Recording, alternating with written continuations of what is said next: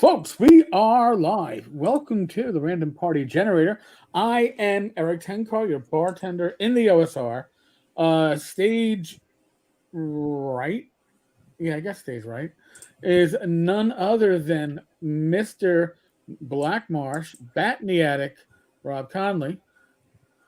He's got a nice nap up behind him. Yeah, Greyhawk, Darlene map. The Greyhawk, Darlene map, wasn't it? Didn't we establish that last time? No, this is my new minute. This is going to be my majestic fantasy realm. It's not going to get old, Rob. I'm going to say it every fucking time. And the man busting Rob. All right, mark off everybody. Bingo Yeah. card. Hold on. I got something to talk about with the bingo cards. It's Joe the lawyer. Hello. The image down below. So the Kurgan. I look just like the Kurgan in real life. You're right. I'll give you that. Mm-hmm. We may have others dropping in as the show continues, so we shall see. Can't announce who they are because we don't know who's going to show up. But that's part of the invites are out there, so they know where you're at.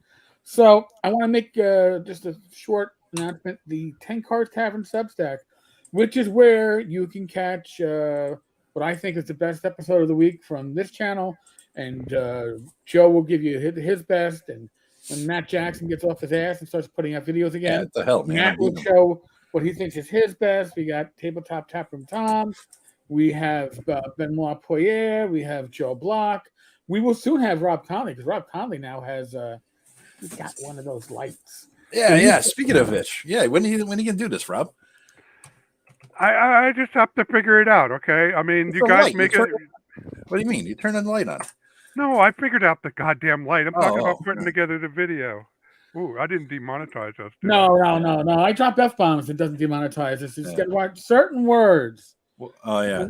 By the way, just as an aside, folks, I have now learned why it is when you watch certain channels, how the hell do they show so much of these clips and never get demonetized? Yeah. Because they don't use any sound from it. Oh. So it's the sound that gets you demonetized, not the video. It's not the video? So you can do subtitles. You do the subtitles at the bottom then. You could probably get away with that. Yep. But it's the audio that screws you up.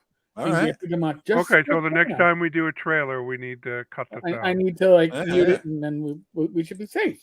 Go figure that one out. We'll plan out the next time we're going to use a trailer, as opposed to last time where it was like, hey, let's just do this. But in any case, I want to just tell folks your one-stop shopping for OSR video and soon to be probably podcast networks is down below.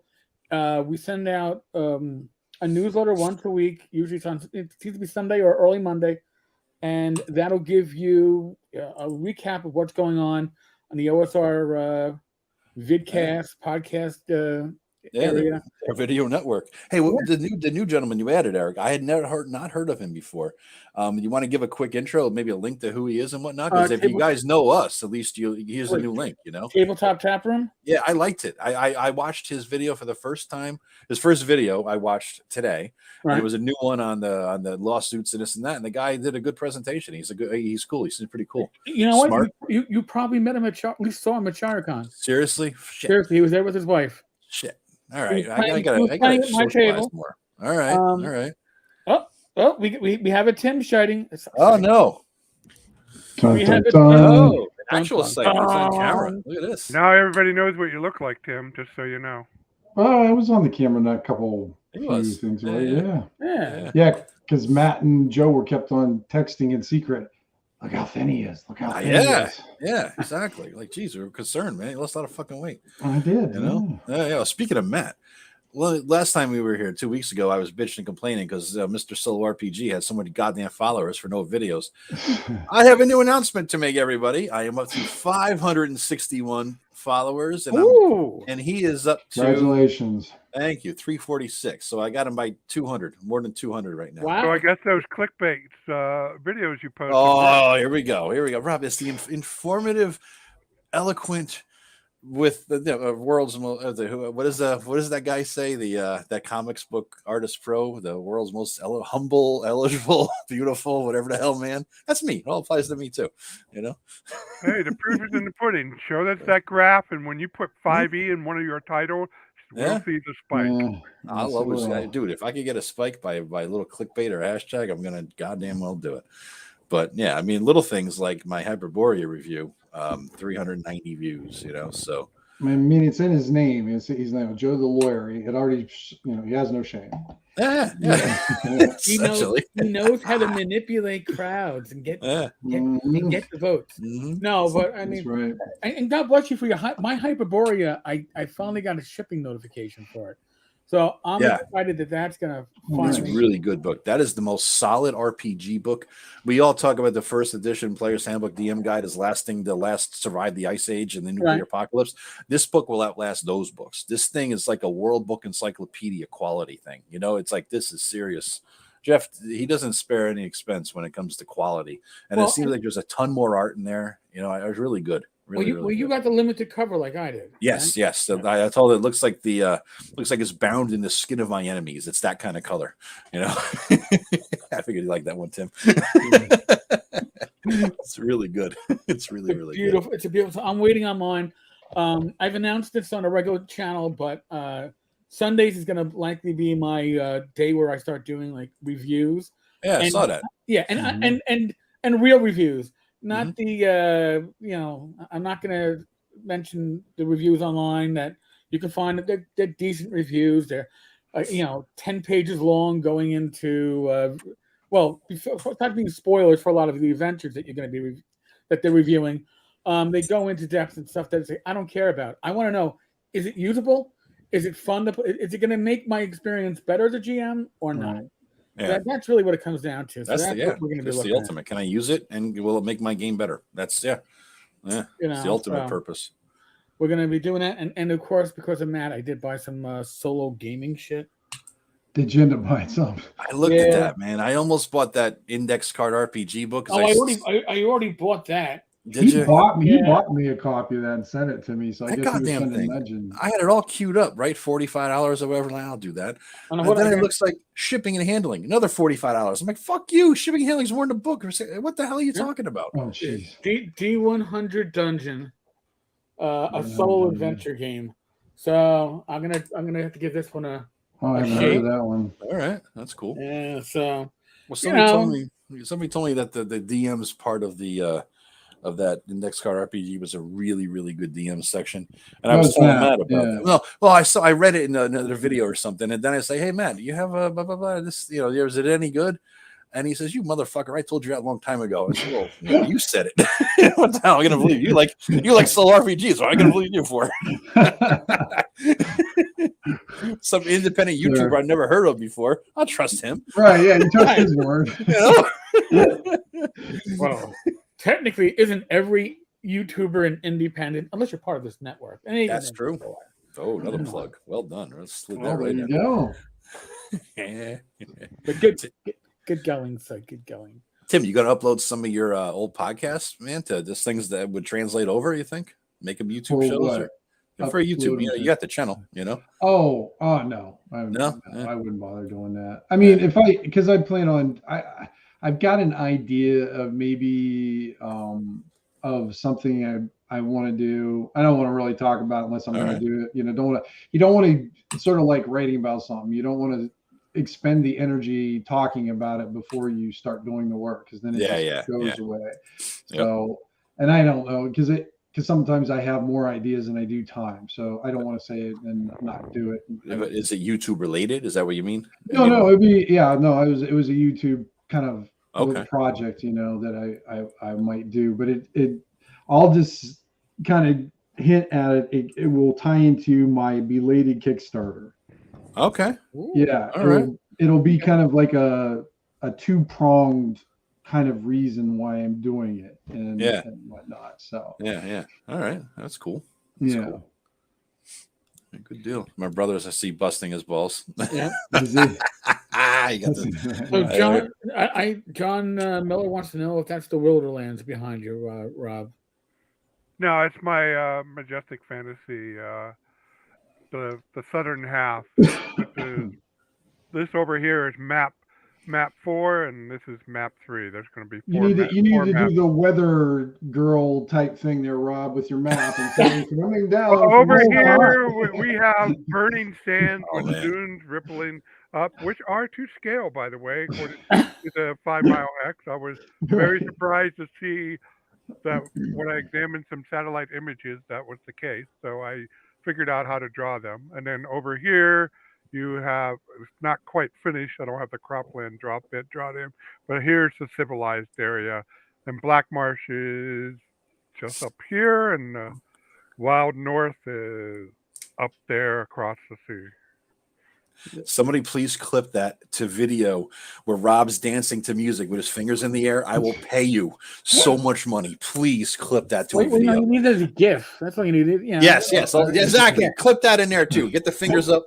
Oh my God! And then we can make it an OSR meme. That's all. Oh yes. Oh, there you go. Rob will have his own OSR meme.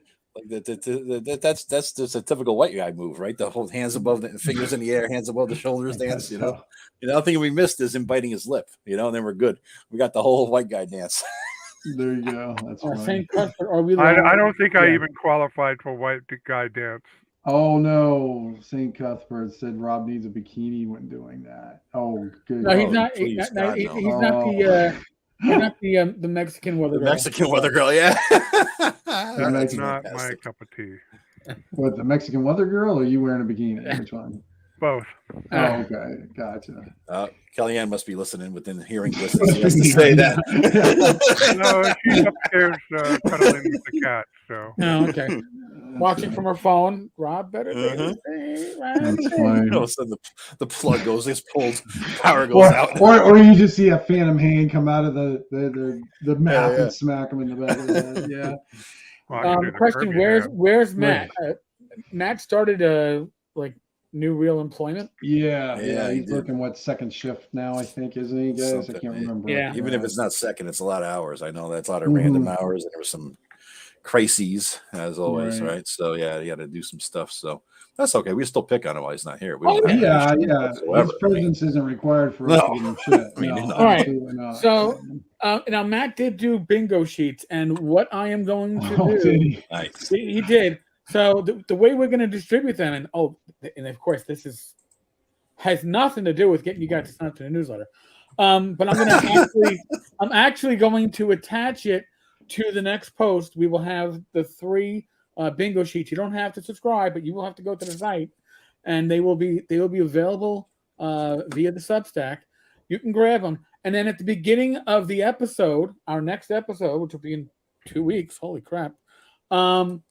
You will have to declare which bingo sheet you are using, and that you can't all say I'm playing all 3.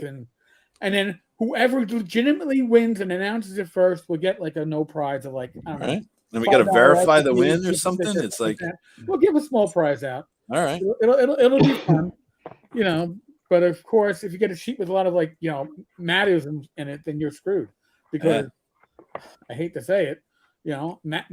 Matt's going to be here when he can be here, which at the moment is not here. Yeah. I get it to check out these things because I wonder because most of them are going to be about Rob, aren't they? There's a screen share in there, right? Rob shares a screen, and LARPing. I think those are 2 definite ones. Those are 2. Eric takes a drink, but no alcohol tonight. Holy shit! Wow. It's a green looking drink too. Are you getting healthy over there or something? No. It's Diet Coke. Oh, okay. It's tinge on there. It's only healthy for my blood sugar. It's not healthy for anything else. Right. Yeah. Oh, the aspartame will kill you, dude. Right. You ever research how aspartame, not to be a conspiracy theorist, do a little research how aspartame got passed. It was denied for a decade or something. And then Donald fucking Rumsfeld comes in and says, hey, I want to talk to Reagan. I want this to go through. All right, cool. Reagan must have You're starting to sound like Ivy now, Joe. Oh, dude, that's nasty shit. It was I know. I can't drink it. It kills me if I get sick on it. I get me too. I feel like all kinds of messed up. I like Pepsi Zero, so dude, aspartame's bad, bro. No, you should lose your hair, Rob. Well, wait a second. Did that happen first? Or what came first, the chicken or the egg in this case? I got proof from when I was in high school that my hair was all but gone. Oh, Really? okay. Oh, shit. I had my first gray at 17. Yeah, Rob Wow. pretty much looks the same now as he did when he was 18. Yeah, That's funny. So he's the official. I'm going to buy alcohol for everybody. Yeah. I don't think. No, Rob wouldn't do that for anybody. Really? No, wow. Rob wouldn't do that. No, No, you're no fun, Rob. What's the next con your group is attending? Total con in my case. Maybe I have to have a minor little surgery thing, and there's a recovery time depending on when it's scheduled. I don't know, but if I can swing it up there, and if I'm good, I'm going. You know, that's a definite thing. And that's then, a definite thing. Where's Total Con? Is that Mass. place in Massachusetts? Yeah, right over the border-ish, kind of. I think an hour, Marlboro. 2 hours from me. So Yeah, Marlboro, Is Massachusetts. it Marlboro? Yeah. it's a real old school presence there, Rob. Print Oh, up a lot of that's shit. Is that near and sell it, Boston? It's Boston's like, I don't know, like an hour or 90 An minutes hour, away. yeah. It's 2 hours from me, Rob. If that gives you any indication. But you might be able to do it in that weird come around the state way to do it. You know what I mean? If you don't have to come my way. I might have to take 90. Yeah, I think Rob. I mean, you bring some stuff. There's a lot of cool guys up there. I'm sure they'll give you a foot or two other table space to sell it for a while. You know what I mean? Yeah, you know what? I'll prepare better next time in that regard. Yeah. At least fund the trip. You know, get a few $100 in sales. You fund the trip, and then it's a net win. And you could afford the hotel. You don't have to suck and drive home. Right. You know. Yeah, maybe talk to Joe Block. I'm pretty sure Joe is gonna have a table. Oh, nice. Jeff Tellini always has a Jeff- present. I Jeff texted, always has- I sent Jeff a message on Facebook. He's going to be there, he said. Oh. I even figured out how to make a box. I have letter-sized labels that I can print out, and the Black Blade crew, who normally sells my stuff at con, didn't really want boxes, but for the Waterland, so I didn't really pull the trigger. But I was really happy with how it comes out. And no, I'm not going to do show and tell. From reaching back there, I don't have any built at the moment. I actually gave them away as part of a giveaway at the local game store. Okay. And St. Cuthbert asked if we've ever attended Con on the Cobb in Ohio. I can say Rob and I have a few times. Yeah. Well, I think twice, Rob? Yeah, 3 times. Twice. 3 times, I think. Was it 3 times? Yeah. How'd it go overall? Did you like it or? We really I think we really enjoyed the first 2 times. This is because they moved. They were in I can't remember the names of the towns, but they were in this one hotel, and I can't speak for Rob, but I think the first 2 times we had a good time. But then the third time I went is when it just seemed like I was freaking working. Really? Yeah, because that was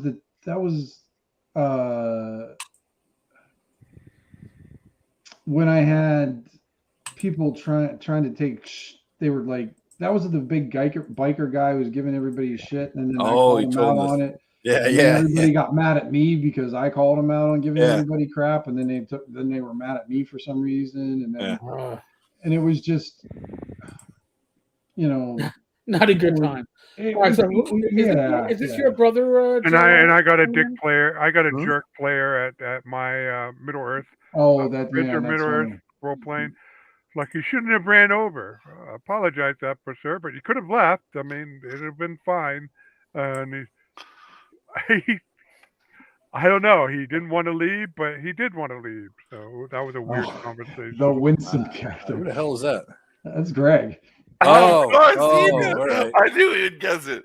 Yeah, I had no idea. I was told a winsome character is essential. Yeah, to every party. Yeah, you guys were talking. I mean, I talked the least out of our guys' group chat on text, but even I recognize that one.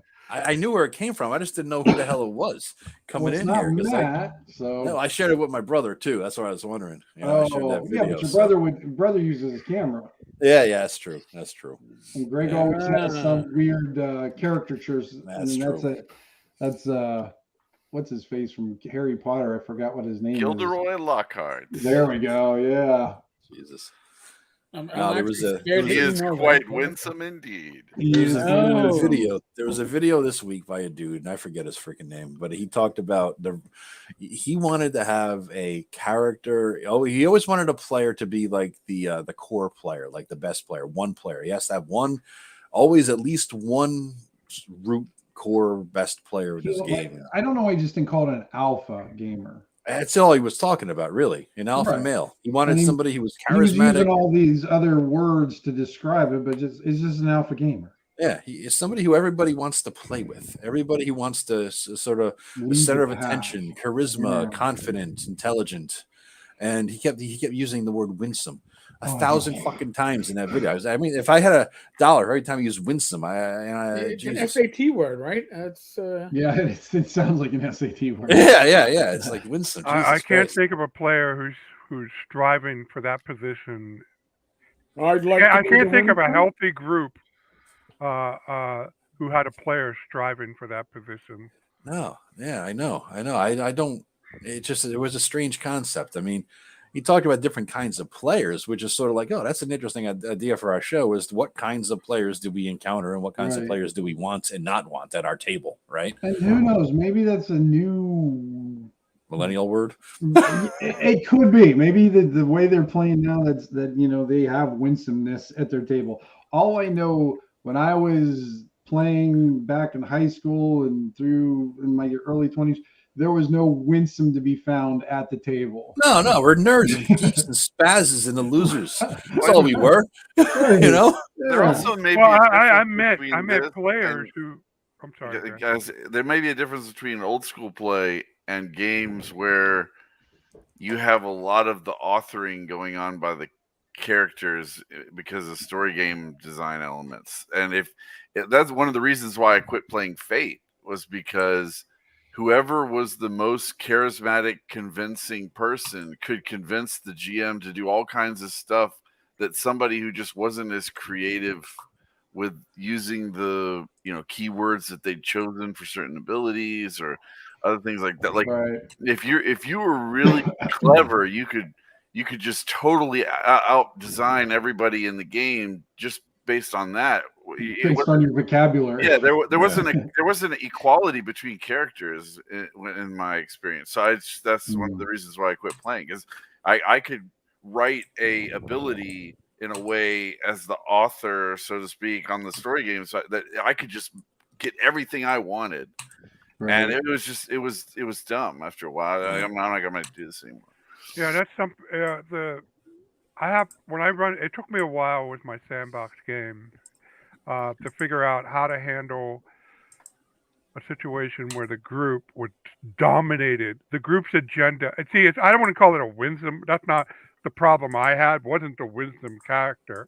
It was more like the players who had the plan, and he convinced the entire group to go along with the plan. And somehow the group is always doing what this one player wants to do as their character. Yeah. And it took me a while to figure out a way that it's not bulletproof, but I do this round robin thing. So everybody at least has the opportunity to go off in a different direction. And plus, I don't have problems with party split within reason.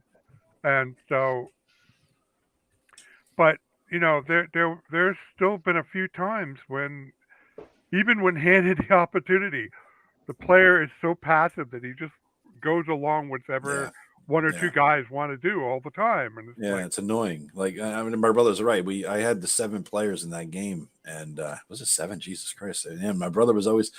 I didn't notice this at first because we've played so long that it's always been to me to him to talk, and even in solo games and this and that. So I didn't notice how little the other players were actually contributing until he ran a game with all 7 of us, and I was a player in it. And every time he set up a situation, like all the other players would just look at me like, I'm like, what the fuck are you looking at me for? I'm not the boss. I'm not the leader. I'm just the whatever here. You know what I mean? I'm not, they kept looking for me before they did or said anything. There was no response from them until I was like, and I realized it was a habit from him. Right. It was something they were so used to doing with him that they were just, okay, follow his lead. It's usually worked out. We haven't died yet. Well, sometimes they did.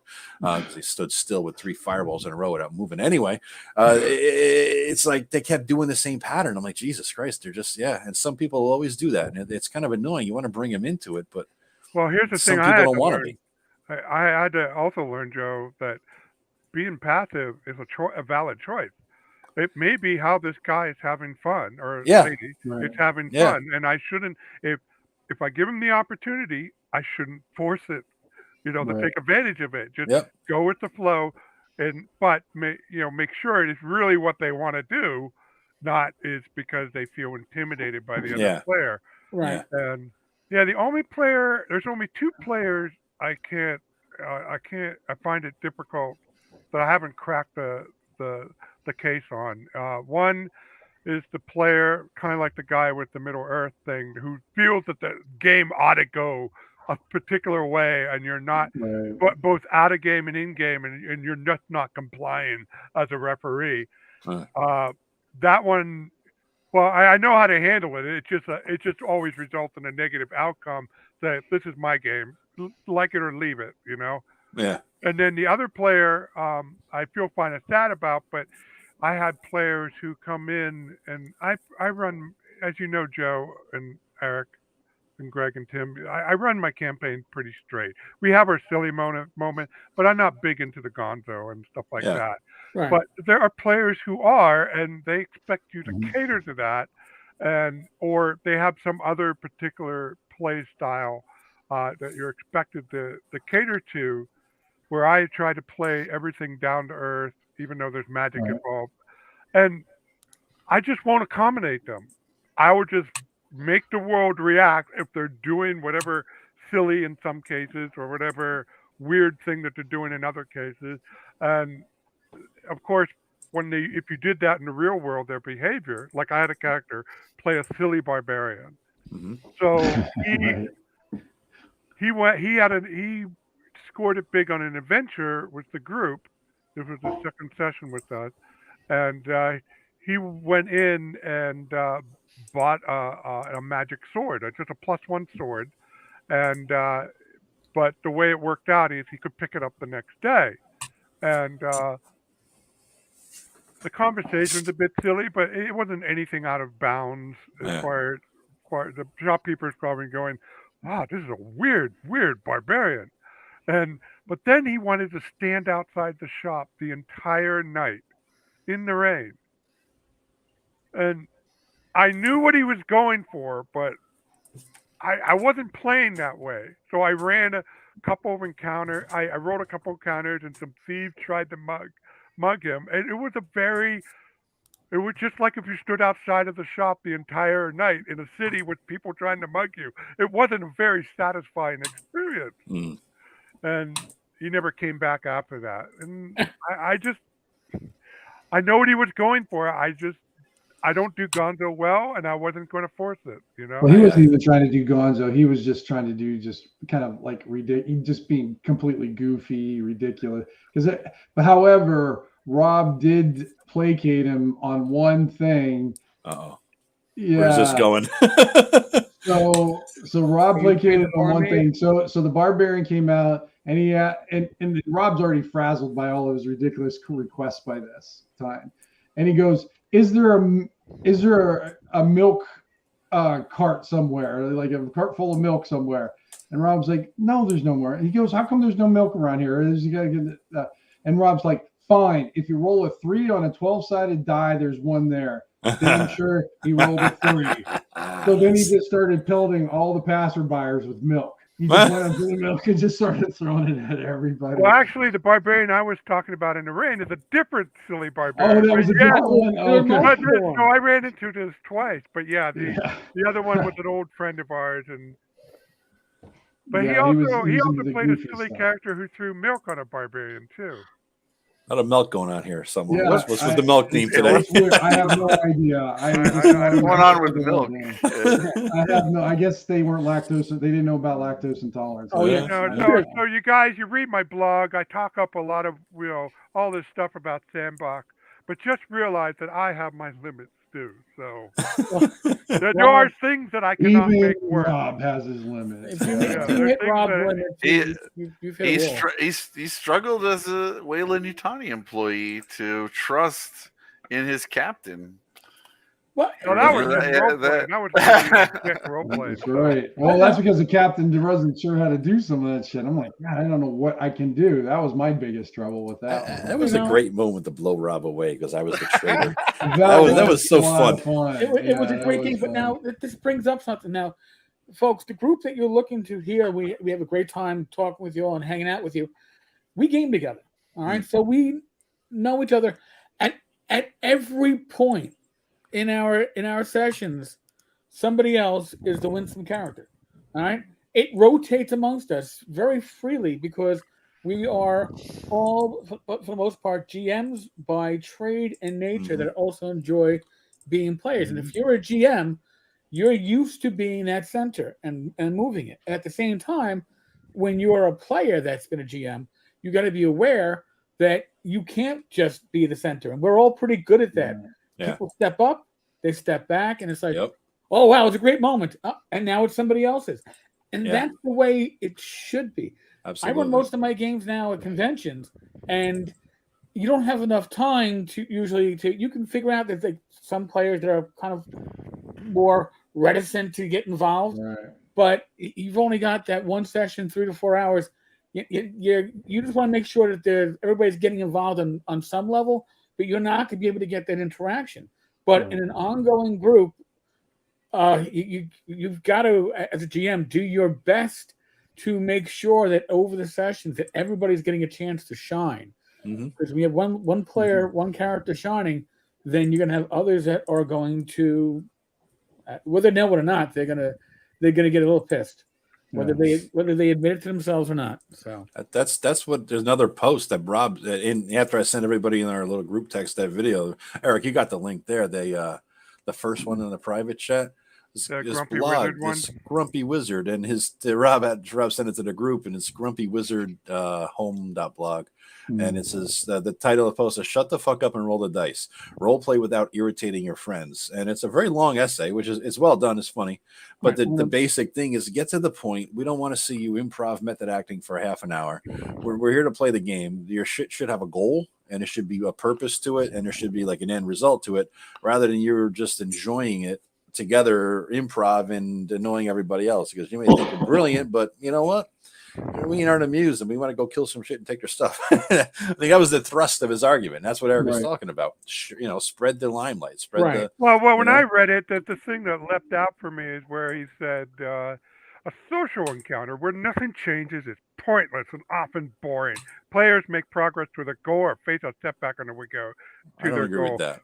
Well, probably for his game, it probably is. That's not a very good encounter. I know that player. And that's how he feels, and that's legit. And you got to be aware of it. And but he's wrong. He might not be wrong for his game, Rob, because they might be completely boring. I can believe his entire group is like that. Right, and that's the case. Listen, we're not telling you that you're playing wrong. Right. No. What we are saying is that if you were in our group, you likely wouldn't fit very well. Yes, correct. I wrong, but he's not seeing the complete picture and all the possibility. And if he was in a group, I think it was a valid point to bring up at some point out of game that he wants to get things. He's feeling that everybody's getting distracted and he's getting bored as a result. I think he sees that. I mean, I didn't think he was missing part of the picture. I just didn't think he thought it was valid. Right. That's why he was that from the little bit. Granted, I didn't read the whole freaking thing because it was an essay of 9. But I mean, it seemed like he didn't find value in those kind of encounters, and so he just wrote them off, kind of thing.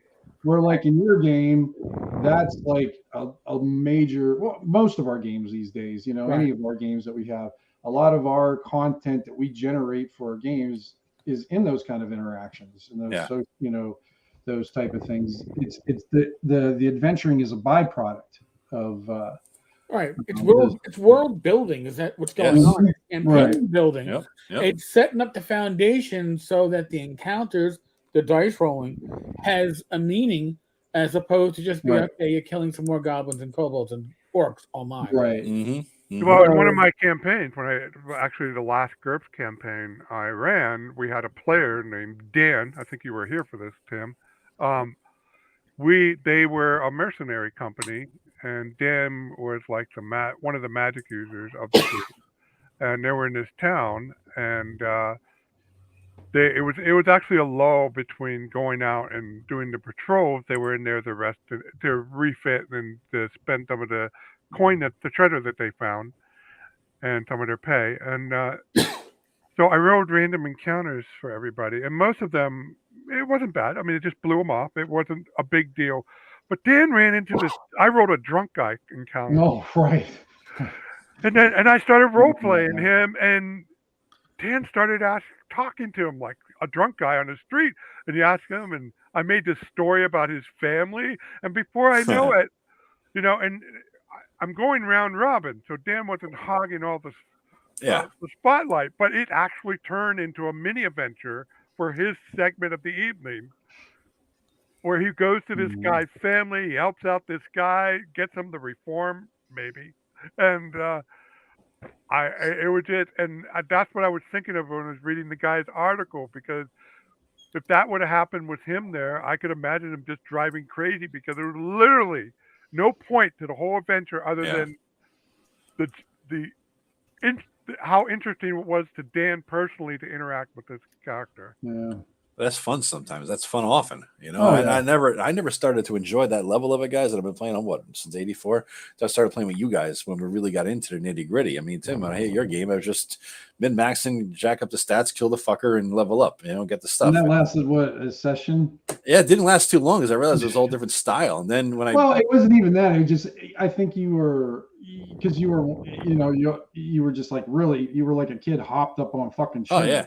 You were just like jumping everywhere. It might have been something in me beyond sugar. Right.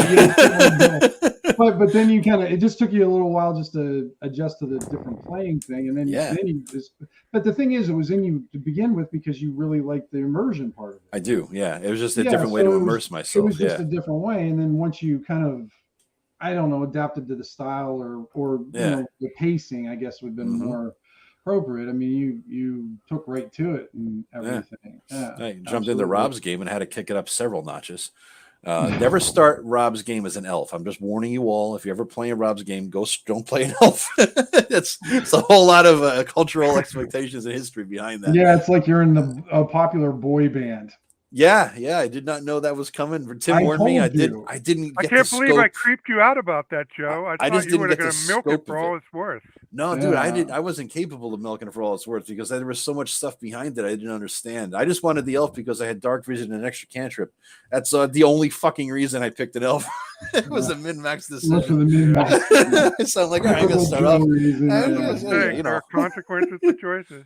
But just to those listening, at least for me, how I handle all these unexpected interaction is you have everybody's probably familiar with dungeons. You have rooms that are interconnected by corridors, and so you got this like web. Did you just explain dungeons to everybody, Rob? Really? I stunned him. He did. He's frozen.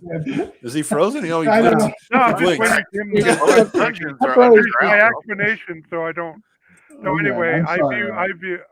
So that's how I, view social encounters, sort of like a dungeon, but instead of rooms, you have characters, and the corridors are their interconnection. So when a player comes and interact with them, and it starts to turn into something more, I think in my mind, what corridors are branching off to other characters, and build off from there to make it more interesting than like an encounter with a drunk guy. I knew the drunk guy would probably have a family. Okay, so what's the family like? And that led to one thing and another, and that resulted in one player being happy for the evening. Yeah. But my brother and I played sessions where just me and him, and it's 3-4 hours and just role playing straight, right? And that's it. I mean, we might do 2 sessions in a row. It could be 7 or 8 hours of straight up role playing because that's what is going on right now. Mm-hmm. And then there could be 2 sessions of nonstop fucking fighting, and sometimes there's a mixture, but it's whatever's going on. And the role playing always it's never for sometimes it has a purpose. Usually it has a purpose. Usually there's something that comes from it or led to it. But at the same time, sometimes it's just fun. You know, so that's just fun. Yeah, absolutely. Yeah, and I kind of want to go back to the whole winsome character thing too. Not that I've ever been whatever winsome. I know what it means, but it's just. I had to Google it actually. Yeah, well, I mean, I knew what it was, but I hadn't heard it in such a long time. It took a while for it to click, you know. SAT but word, in Rob's game, since I know Rob's world so well, and I haven't played in Rob's game in a while with you guys, but I try my job a lot of times, or not my job, but what I try to attempt to do is take a backseat because I want you guys to experience as well, because I know what's going on. I know, you know, maybe some of the interactions, and it's more, and I don't want to explain it to you or like be the character that know, you know, I don't want to be a know-it-all character or to take, because I could take the lead very easily, and I don't want to do that. I want somebody else to take the lead to kind of explore Rob's world in their own way. Yeah. You know, where, you know, because of my, you know, extra knowledge pool, I might take us to, you know, something, a Joe direction. I'm in Mac's direction because I know there's something better over here, or, you know, I know the history behind this place or whatever. And so I actually make an effort to try to take a step back and just be like a secondary character. It was funny because one of the sessions you joined us in a while back, but in the past month, a few weeks ago, there was Dane. We're talking about Dane as the guy's on me and his people are on my character's ass, and it's some sort of a threat. And so I asked Tim's character, because I think you're kind of a thiefy type, right, in the game. Right. So I was like, hey, you know anything about this Dane guy, an Underlord? And Tim, you came up with something right off the top of your head. And I know Rob didn't have time to type it to you in like a private. I'm like, Tim, this one of your old characters? Go. So yeah. But what you didn't know is only half of what I told you was true. Oh, really? Yeah. Oh, son of a bitch. You're going to get me killed, man. Well, no, because the way I figured my guy, because I don't know if you've learned, I mean, Greg's probably noticed this. My guy says a lot of stuff. You know, it's just my little playing quirk is he doesn't know everything, but he'll fill in the blanks that he doesn't know. So he makes up shit all the time. Often so he wrong, kind of but knows seldom what in the doubt. game is, so he'll maybe fill in this stuff so he sounds like he knows what he is. Yeah. So often wrong, but seldom in doubt. So a pro tip, if you want Tim to participate more, you know, rather than taking a back seat, just pick an area that he hasn't adventured in, like Lanap. We did with Lanap in that one campaign. Then he doesn't really have much of an advantage over you guys. Well, no, but I didn't. I took a secondary shot in that because actually, Josh and Elf Boy there was in the lead. I was mainly a secondary character. That was kind of stumbling. Yeah, that's funny. What do you guys? What type of player don't you want in your group? Put it that way. What annoys you? But that's a hard question. Yeah. Well, who do you? All right, this ain't gonna work out. Who's the guy? Okay, let's hear Eric. Eric, you know, he's gonna actually get somebody's name out. I think. No. Eric's got a list. He's got a spreadsheet. Pulls it up. There's a reason why when we were starting our Saturday night group, almost a decade ago, right?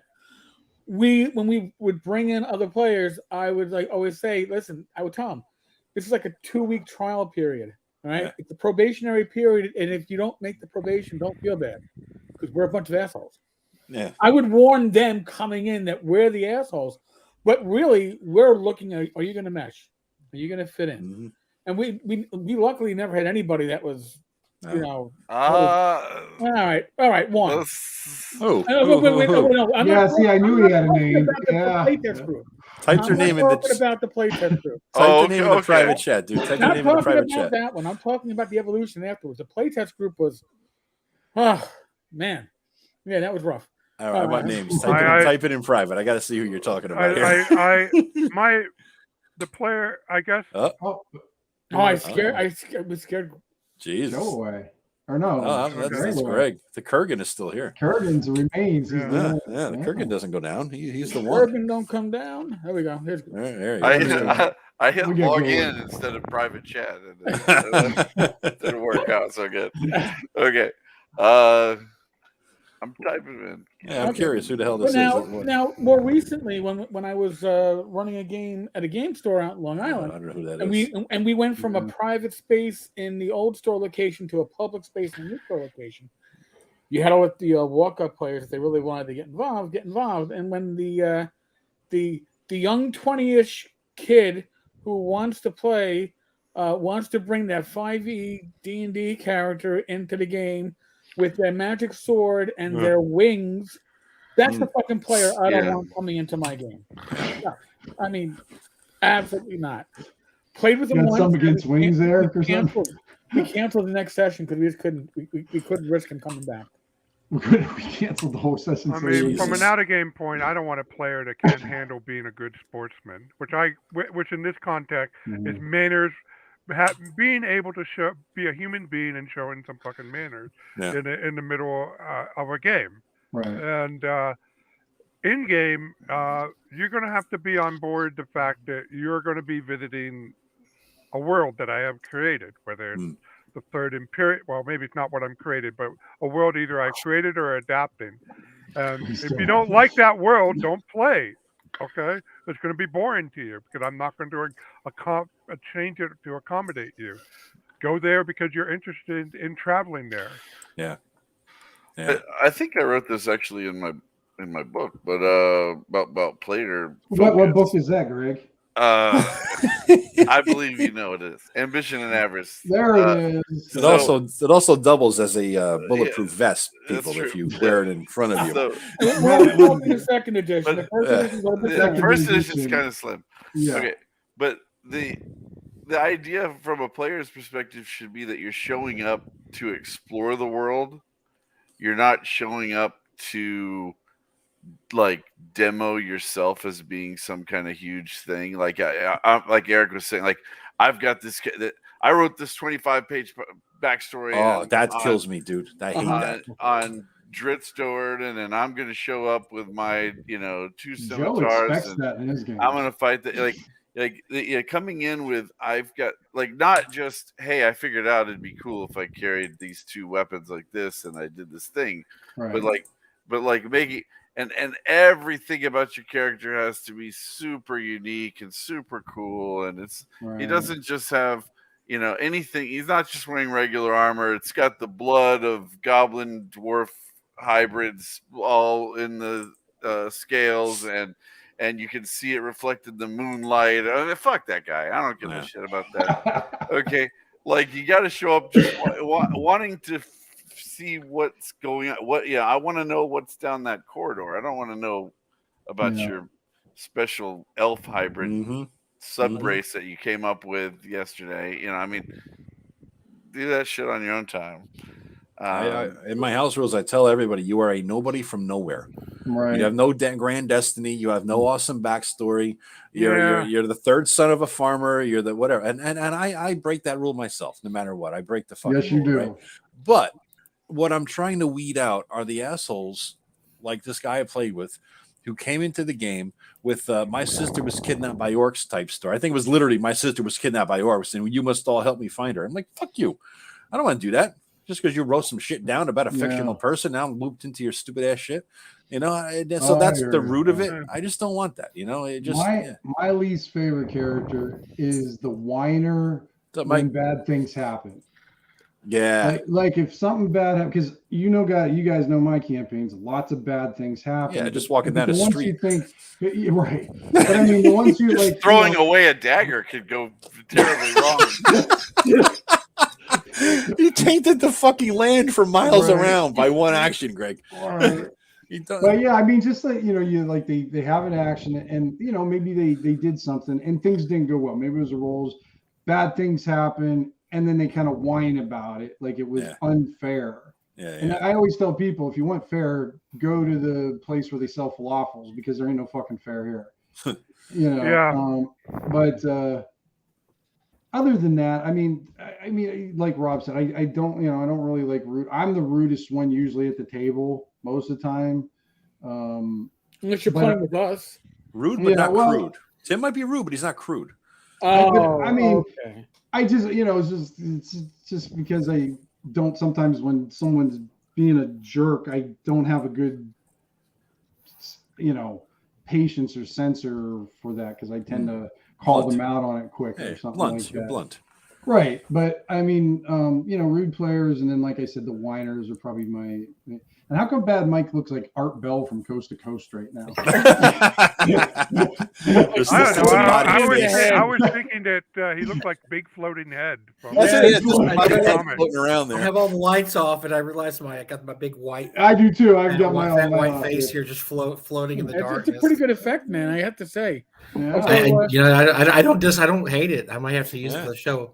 Hey, I had something, and Rob probably relates to this more than anybody, because Rob has created a very, very intricate cosmology to his world and everything. I hate when I tell players, look, here we're coming in. You're going to be playing in my world of Azure, and the rules are a little different. There's quirks, but it's not. If you play D&D, you can play in the world. It's just mostly how different races react to other races, stuff like that. And when somebody is just like, yeah, I know elves are like that in your world, but I'm going to play them like this. Or dwarves are like this, but I'm going to play them. I'm going to do this instead. Yeah. I had one player who came in. He wanted to play a dark elf. Okay. Well, dark elves in my world, they don't live underground. They live in dark forests, and they're not very well regarded by anybody. Yeah. They're not necessarily evil, but nobody likes them. Mm-hmm. And he's like, well, my character's not like that. Everybody likes me. Oh, there you go. I was like, no, that's just not how it works in my world. Sorry. I mean, if I'll let you play a dark elf, but you're going to have to walk around with your hood over your head. You're going to have to be, but he left the table. He's like, well, he said, you're being prejudiced against dark elves. So I'm just going to leave your table. Like, when I have a problem with elves, I just get Tim over there, and he just turns him into a mule for me, and the problem is done. One time. By the way, Eric, what'd you do? You fixed the. We could all see our names now, unless. I went with the larger images. Okay. And when I put a comment up, then you shrink so much that you can't see the names. Okay. So, but Mr. Gunn, if it's an episode of 12 Angry Men, it would be 6, or Gran Torino, the convention. Right. Oh, this is good. So, Mike, I think maybe you forgot he identified as winsome and attractive. Those are his pronouns. If you want to be a dark elf that everybody loves, then put your 18 in charisma, not your strength. All right?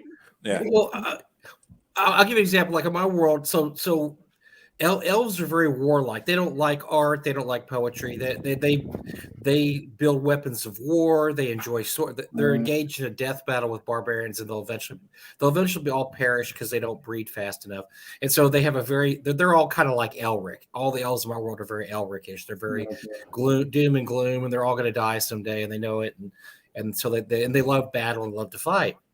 And so I tell the players this. So this is your character, and they're engaged in a blood war with the barbarians. So if you're an elf and you're not doing something to help the blood war, other elves look down on you. They're not your friend. So if you're an adventuring elf, is the way I call it, other elves don't. They think you're a shirker. You're not engaged in the blood war. Okay. And so I tell the characters this, and so that's interesting. I like that. Do something, and they'll come across a company of elves like, oh, bro, elves, what's up, dude? And the elves are like, fuck off. I mean, you're an adventuring elf, and so you get some players just don't get it. Like, well, I don't understand. Well, I told you the whole concept. Here's the whole. This is the concept in the world. Yeah. Well, I don't want to be like that. Well, whether you like it or not, that's the world you live in. You can not like it or not like it, but that's the world you live in. Play a human. Play a human. Well, that's all. If you don't like funny it. that something Eric said there. I was just. Some people think like when you're role playing. And this is an 18 intelligence is the hardest thing. I said I still think the hardest stat to role play the best is an 18 charisma because no gamer can get away with it. No, right. Listen, that's a whole because that's pure role playing there. Actually, there are people that could actually get away with it because they are naturally 18 charisma until you see through their shit. Right. By the way, Mike. I did reach out to a mutual source who did a little digging into the Ken Whitman and his various nonprofits and for-profits, and We'll be Everybody doing mark off Ken Whitman. Oh yeah, Ken Whitman. The bingo cards will go out on the bingo card gets marked off. I was going to say I just popped on tonight so I could mark off the bingo card. Bad Mike pops on. He pops on. Bingo! I win. Yeah, you just get to win. Yeah. Oh, give me awesome. my $5, goddamn it. That's awesome. Mike, you got some news in it lately. I saw an email came the other day, huh? With Frog God and Castles and Crusades, Troll Lords, right? Yeah. So that I mean, it wasn't a very super well kept secret, but it was something that I didn't know. It was really. I mean, as long as we've been friends with the Chenals, it's kind of funny that we never did anything before, but it makes sense now with Swords and Wizardry out the door, and we're doing. We're just looking at other OSR type games, obviously including OSE. But it's a kind of a natural partnership. I'm not necessarily super huge Castles and Crusades fan. I mean, I appreciate its part in the gaming history, and it's not a bad game by any means whatsoever. But it's just to me, it's not OSR. It's not an OSR game. It's a fun RPG, but it's not OSR. So it's D20. It's a D20 game. Yeah, with an AD&D flavor. Yeah, I mean, Castles and Crusades was the initial system that brought me back into the OSR and throwing the D20. I'm like, and that, but I kind of agree with you that one, Mike. Because we were talking earlier about this a little bit, and it just seems like I was asking those guys, like why. I'm glad to hear they're going more. You're going to do OSE, stuff too, because it just seems more the thing everybody, at least from my perspective, what people are playing these days, especially now that they're releasing a whole new thing out again. That'll be shipping. Well, the thing to be said about Castles and Crusades is they have a very loyal core audience. I mean, they have a very, and Frog God does too. I mean, but Castles and Crusades, I mean, the Chenals kind of have their own little cult personality. I mean, it's great, but it's great. I mean, because there's people out there that buy everything that they put out. I mean, and it's just a very loyal group, and The problem I have with Castle Crusade is the lack of open content. I mean, I'm looking at their SRD, at their declaration, and it starts off, the following sections listed by page numbers, like page 12 through 13, dice, page 15, 6 attribute, and then further down, 2 weapons fighting, pages 177 to 166. Like, okay, so you don't want to share your shit, okay? Just do what everybody else does. Everything that that can be found in the D20 SRD, it is open contact. The rest is product attended. I mean, why bother going through this? It just highlights that they're not willing to share, and because of that, I don't think their reach is as great as it could have been. They were there at the beginning. They could have been marching right alongside Swords and Wizardry, Osric, and Labyrinth Lord. But because they did this, not everybody could play in their sandbox. But the thing is, Rob, they were out the door before Swords and Wizardry. They were out the door before Osric. So, I mean, and like I said before, unlike Osric, which was published technically in the UK, right? Castles and Crusades was pushing an envelope for the time. Right. Now, could they make it more open now? They printed out the Siege engine revisions to the player's handbook. I'm sure they could. That the Siege engine is not derivative of anything that Wizards ever done. There was their own, but it's not open. No, it doesn't have to be. I don't have a problem. I don't like it. I don't like the Siege engine. That's the worst thing. I don't thing. like it much either. But I really don't care whether it's open or not. It doesn't affect me at my game table. And that's why, and the lack of openness is part of Osric's problem too, because half of Osric is under the Osric license, which says you cannot tamper with this. That's basically what it says. So people back in the day and now people don't want to do much with as Osric as they did with Labyrinth Lord or Swords and Wizardry. And I think part of the issue is games like Osric have not been pushed by any of its various publishers because there were health issues with the one rights holder. Right. Labyrinth Lord literally was left to rot in the vine. Okay. Yeah. He's going to come out with a second I was edition. going to say he's going to, and I wish him luck, and Yeah, I'll I hope so, support too. best I can. Well, Eric and I were talking about the other night that it may be too little, too late, though. Yeah. I know. That was OSC something he probably killed should. If he'd done that 2 years ago, right before the Right. pandemic, who knows how big Labyrinth Lore would have been right now? But Before OSC is when he should have done it. Yeah. Oh, definitely. OSC saw what was needed, and they did a great job. Yeah, I don't even know if it would have been before, because I mean, OSC just hit the damn thing out of the park. I mean, Yeah, they did. I mean, well, I'm not so much talking about, it's market share, how much the actual publisher sells. I'm just talking people creatively building off of their work. Even though Proctor left the scene for a while, there were still people using Labyrinth Lord before OSC hit the market in 2018. Was it it was BX Essentials first, and that was 2018. Right. Then it became OSE, Old School Essentials, in 2019. But from 2010 to 2017, anytime anybody did BX work, they referred to Labyrinth. Lord. It's the only game in town. Nobody thought we needed a new one until we saw but OSC. But the problem, I think what happened with Greg Gillespie was a big flashlight on the problem, because Greg had done all his mega dungeons using Labyrinth Lord, and after the last one, Highfell, he approached Greg. None of this is secrets. I'm not breaking any confidences here. He approached Greg and said, "Look, you haven't done anything for a while. I'm about to do this kick-ass thing called Doro Deep, which is very, very good. It's really, really good. He did a good job with Doro Deep, but." What's my incentive to do it with Labyrinth Lord still? Because I'm doing it for basically a dead game. And Greg was very unreceptive to him and just said, "Well, just too bad. I don't want to work with you, and I don't want to do anything to change." And then Greg said, "Okay, well, I'm not going to do it for Labyrinth Lord anymore." And so he did Doro Deep's not for Labyrinth Lord. It's for OSE. Which is, but you can, or OSR. I'm sorry, OSR, which is just a generic old school. You can use it with any old school system. And going forward, he's going to start doing all this stuff like that. Not only that, he's coming out with his own rule system, and so that's just something. That's just a situation where Labyrinth Lord completely dropped the ball. And just this is, whatever you think about Greg.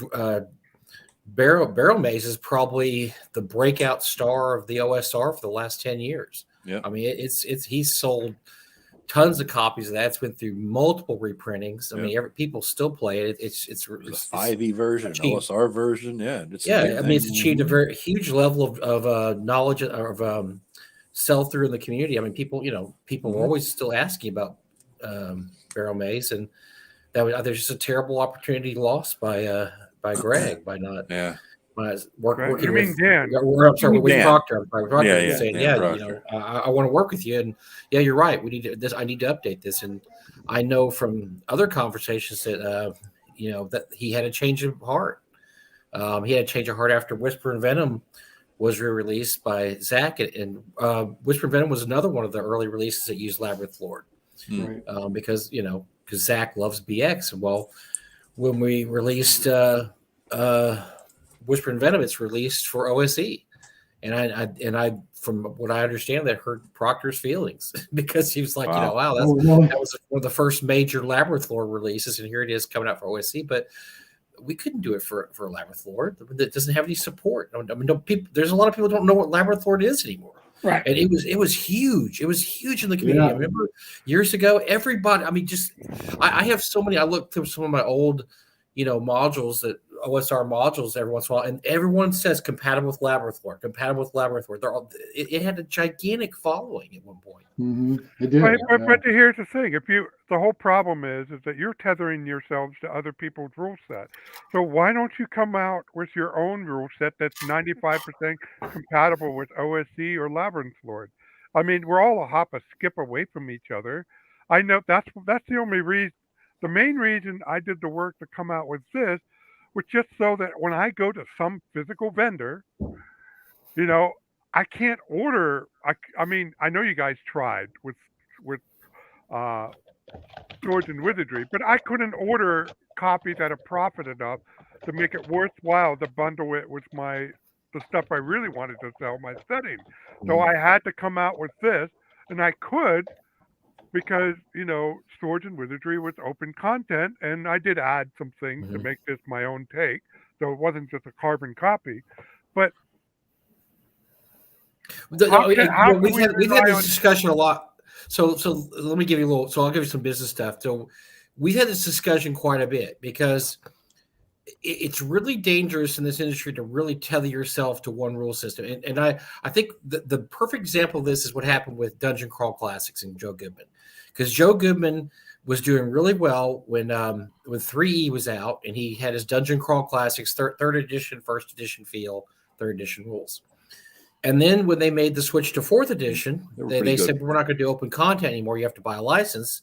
Joe went all in on that, and he got his ass handed to him. I know that he tries to rewrite history, but we know what happened. He absolutely got his ass handed to him with that. Yeah. Nobody wanted to buy fourth edition. He's stuck with all these fourth edition modules, and that's when he sat down and he wrote Dungeon Crawl Classics, wrote the rule system, so he would no longer ever have to worry about what the hell ever WotC did with the rule system. Because once you tie yourself to 3E, 4E, 5E, that's a problem if things change. And so I know at Frog God we've made allowances for that. If tomorrow 5th edition's not being published anymore, we have plans. But one of the things, like you said, Rob, is making your own rule system. It's a great idea and it makes a lot of sense. But after a while, unless you're doing something really different, I don't necessarily think it helps, because nobody at this point, at least I know I don't, and I think a lot of other people don't either. They don't want to read the 115th version of BX. There's so many things to choose from at this point. You got something really unique and different. Yeah, Pacesetter's their version. You have the original Labyrinth Lord. You have OSE. Greg Gillespie. Basic fantasy role playing, Gonerman system. Greg Gillespie is working on potentially his own take on BX. So a lot of people use LOTFP just as a base. I did that for a while. It had nothing to do with the flavor. So Rob, look at your system, Rob. Look at your system. So what are you? So look at you. What are you offering people when you say Fantastic Waterlands? What do you or Majestic Waterlands? What are you offering people? Well, I flesh out the world outside the dungeon. Right, but also, it's what are you tied to though? It's this goes. I mean, you're a huge Judges Guild fan, obviously, right? I mean, there's a history to that. There's a whole thing with the Majestic Waterlands, and even though it's not Judges Guild, but it's but as far as the rules go, when I talk it up, like I am right now, so it's the world It is Swords and Wizardry, but it fleshes out the world outside the dungeon, so your character can have more of an impact as a world as a whole. And it doesn't have to be. I'm not going to go and grab my copy of Black March, but imagine right behind me. So it's not just about being tied to the Majestic Fantasy world. It's any world that can be derived from the D&D list of stuff, the monsters, the classes.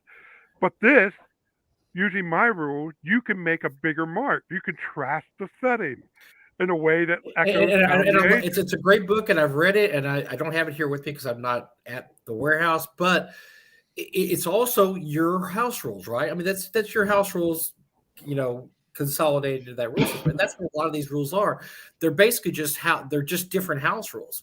And at a certain point, how many sets of house rules do you need? Do you need 15? Yeah. Do you need 20? Do you need 50? Do you need 100? And at a certain point, you get lost in the weeds. I think we've talked about that at Frog got a lot.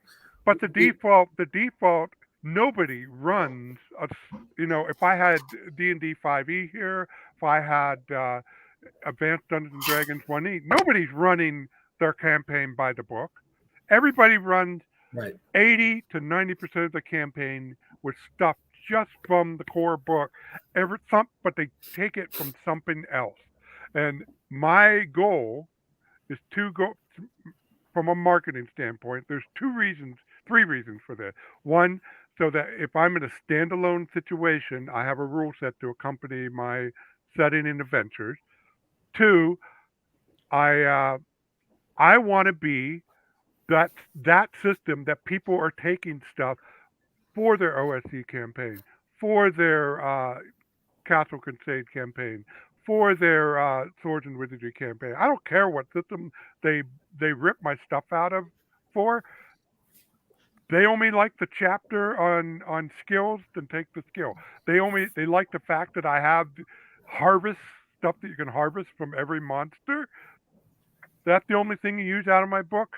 Fine, and I'm a priced affordably, and I laid out the book to make that easy, and I don't hide my design behind expecting people to get it. I put Rob's note saying, "Hey, I do this here, I do that there," and then the last thing is to support the style play. It's a loss leader for my line. It supports the style play exemplified by Scourge of the Demon Wolf, by Blackmark, by my Majestic Fantasy Realm, by my Russet Lord adventure. There is a world outside the dungeon that you can make your mark in, that you can trust, that would leave its echo down for the next campaign, the next group. And so that's my plan. But everything. We can't, so when we look at that, though, for at least Frog-God, and can we write something better than Majestic Waterlands? Probably not. I mean, I'm not just blowing smoke up Rob's ass there, but I mean, it's really good. I mean, can we do something better than Labyrinth Lord? Can we do something better? It's not about better. It's about a new place to visit. Is Greece better than Italy? I mean, one has Rome, has one Athens. We're a company. We're a company, though. The whole thing is we have to look at sales more than almost more than creativity itself. We have to look at sales. Who are we selling our world to that doesn't already have 5 or 6 different worlds to choose from? What can we do to make that world unique enough that people? I mean, because obviously we have the Lost Lands, but the Lost Lands it's huge. It doesn't really have any unifying vision. It's just this giant fantasy world that Bill put together that has it's just a really generic fantasy world. It's not really. And Rob left. Oh, there he goes. He's there every time. What you do? Check it off, guys. Okay, I got to do it. What you do is you keep the vision of the Lost Land, but you make the products, the individual sections of Lost Land. You don't try to present it as a complete whole. You write it in mind that somebody can take this and put it in their own setting. Sure. Like Black Marsh. There's some company who's wrote a retro clone for the Spanish market in Spain, and they use Black Marsh, and it's pretty much as is, but what's around this border is something completely different. It's their own world. And because I designed the Black Marsh the way it is, they could do that rather easily. They didn't find it. But they could do that with any of our modules already. I mean, our modules are ostensibly set in the Lost Lands. But for instance, one of the last things we came out with, The Sea of Dust by Steve Winter, is set in a generic desert. Now we have a place for it in the Lost Lands, but you can put it in any desert in any world. There's nothing so particular about it that it can't fit into any desert. But you said it's for generic. But how come there isn't a tie to the Lost Lands? Well, there is a tie. It takes. Let's put it this way. So, it's like anything that used to come out with from the old TSR AD&D. They would always say, "Oh, and by the way, this is set in the Hepmono Land Square 645, whatever." But then sometimes there wasn't anything to really tie it to the history of Greyhawk. It was just a convenient place to place that module. So if you're playing the World of Greyhawk, you can say, "Oh, over here's the Lost Temple of Sajanth, and over here is Village of Hamlet, whatever." That's the same thing we do. Like, this, you can set this in the desert over here, but honestly, you could put it in any desert. You don't want to make it too specific to any one game world, because you get people like, "Oh, wow, this is going to take too much effort to have to change to my game world."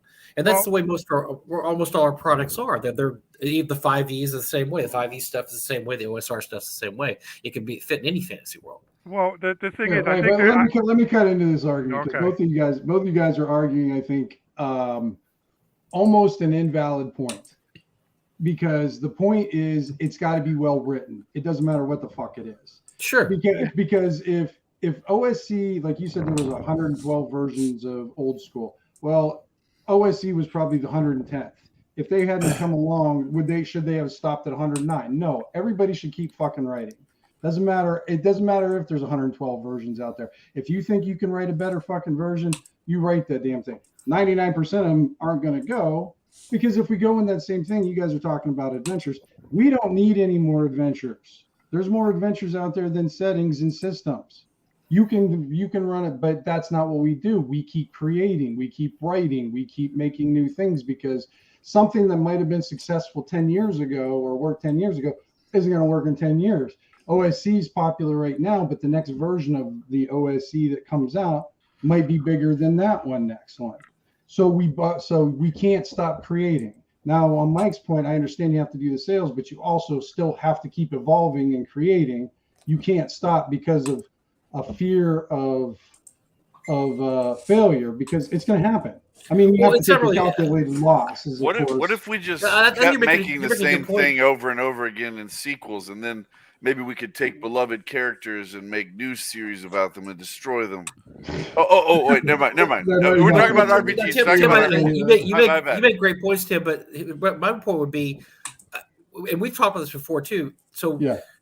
We figured out the amount of man hours it would take for us to actually create a new old school system. We have some great ideas for that system, but here's the deal: is that what do we have in that system that's going to make it unique enough to make us interested in it, not just the players, but us? I mean, what is there about that's going to be like, yeah, this will be my go-to? Because I don't want to create a system that's not going to be my go-to system at that point. Right. You know, I don't want to create a system and say, okay, yeah, I'm still playing second edition, or I'm still playing Swords Wizard, but we create this new system. We want it to be something that if we created, like, this is so good that we want to use all the time. And I know from most of the people I've talked to, Frog God, OSC right now is that system. We look at OSC, we say, this is what we want to play. This is a great system. It's easy to play. It's what we grew up on. We all love BX. You know, it's very, very wide open system. So until we sit down and say, okay, what are we going to do that's going to make this different than OSC and something we like more? Well, there's not really a point wasting our man hours on it. But here's the thing. You could say the same thing about adventures, though, too, because how many desert adventures do you need? No, that's true. But I mean, look, sometimes I'll read an adventure and I'll say, I've seen this before. Been there, done that, yeah. Frog God, what are the things we do? Are you running? Would you say that you run OSC different than how the Necrotic Gnome crew runs OSC? I run BX. So, but BX is basically it's OSC. It's the same thing. BX and OSC. Yeah, but you run it different than what's the guy who behind Necrotic Gnome? I forgot his name. Gavin. I can't. Gavin. Would your two campaigns be clone of each other? No, probably not. I would say no. Okay, right. So there's something unique about your campaign. When you sit down and use BX, there's something that makes it a bad Mike campaign. Right. That's your rule book. As far as the marketing goes, too, what are you going to do when you're the only system in the store? I mean, that is the basic logistic reason. If I'm the only system in the store and I don't have a rule book, what's my buyer going to use for a rule book? So there's two reasons. OSC. They're not worried about that. But it's not in the store. It's not in the store. I'm the only one in the store. Swords and Wizardry wasn't even in the stores. Right. Yeah. All right. Yeah. Most OSR still not is dropped. You can't get that. And how many stores are you in? At the most, I was in 4 stores, and the fact I didn't have a rule book was a problem. I could have sold more if I had a rule book to accompany my adventures. And stuff. Right now, Swords and Wizardry could sell a lot more if they had a rule book. Oops, no. No, but seriously, I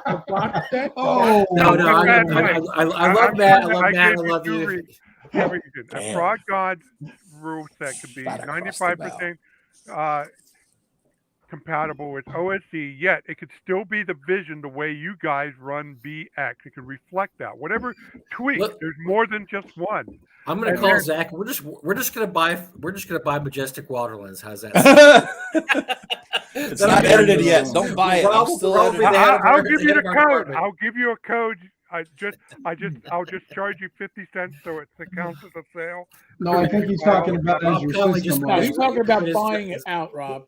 We're going to buy it out. We're going to buy you out. You're going to be a corporate man. Dude, this is 100% open content, and it will stay 100% open content. Oh, we don't want to cut you out. I don't want to cut you out of cut you out of it, but It's a lot of man hours, and right now, Yeah. I don't think it's any secret right now that Well, economically, the United States is. It's probably not a good time to launch a new system. Let's put it that way. The way things are going, our and this is no secret either. Our sales have gone down. Wizard sales are down. Right. It's not just Wizard. It's every single publisher out there. Sales are down. Right. The only people we've seen that don't have sales down are probably just individuals. Right. Let's face it, Wizards. A lot of Wizard sales has gone down because they haven't been putting out good content, and they kind of left the safe ground of all the the old school content that all us old guys would buy on top of it, even though it was 5th edition. Because which of us didn't buy these Secrets of Saltmarsh? Yeah. Right behind Wait a second. You're saying you didn't buy Strixhaven? Come on, man. That's what? I read it. I sat in the book and because if I'm gonna bitch about something, I want to read it first. So I read it at the bookstore, but I did not buy it. No. Yeah, I don't have that set of the world of Strixhaven is not a world I would like to visit or care to offer for players. I wanted to give nobody else does either, Rob. But it is okay as far as I can understand why some people like it. I don't. Right. No. I tried to give it a chance, and it's just like, it's a terrible. It's not selling, so nobody likes it. Rob, don't feel like you have to defend it. It's terrible. Nobody's buying it, and that's one of the issues right now. Is they're putting out a lot of games. Yeah, last couple of things have been utter shit. The last few things. And Bad Mike, you are absolutely right that you got to put the hours in. I mean, this book was 8 years in the making. The successor volumes to this are going to be 10 years in the making. That's how long it took to edit it, by the way, too. I'm still going. I'm a terrible writer in that regard, and if you don't have time, my economics are completely different. I can spend years poking at a project until it's released. You guys got overhead, and you have to do what you best for you. Believe me, Rob, we've had this discussion. This has definitely been. The round table we're having now is a lot like the Frog God round tables where we talk about, we need to create our own system. Okay, who's going to do it? Who are we going to pull off projects to do this? Because we're talking blankety blank man hours. Okay, well, this guy can do that. This because we've got some really great creative minds at Frog God. We've got Ken Spencer, we've got Tom Canals, we've got some great guys there. But then you say, okay, well, if they pull them off what they're doing now, we don't have adventures, we don't have supplements, we don't have. And what's going to sell more? Exactly. Yeah. Just piggyback on somebody else's system, especially a popular one. You're doing 5e is still a huge part of our sales. And and here's another thing too. If we put out the kind of, this is so weird because now we have a schism in 5e. Which is just bizarre. But you have the basic 5e that came out when 5e came out. Then now you have the Strixhaven. Let's just call it the Strixhaven 5e.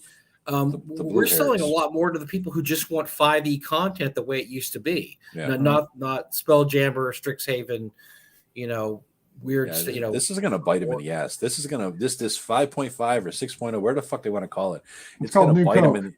Exactly. It's going to bite him in the ass, and they're going to go back to classic Coke eventually, I think, or something. They're going to get screwed on this. They really are going to get screwed.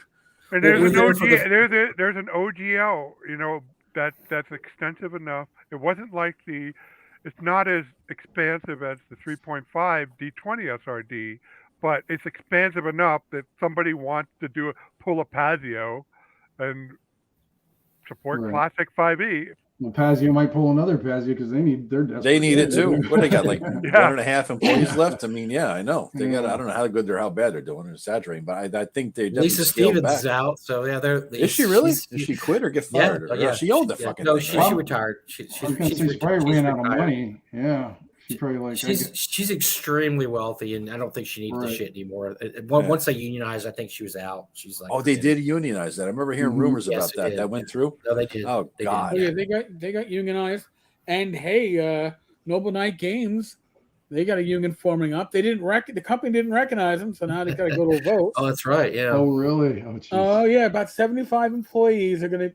Sorry, 90% of the approximately 75 employees would be covered by the union. If my numbers are right, I believe it was 70% of the employees that are potentially covered by the union have already signed union cards.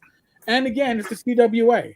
So the CWA is the parent union that's coming into the hobby And listen, I am certainly pro-union, but you have to have, in my experience, you have to have a certain number of employees for a union to be viable before a union coming in can actually be beneficial, right? And not cause layoffs, which I would expect. No inside information, but if you're going to raise salaries, you got the lower costs, and the best way to lower costs is to all right.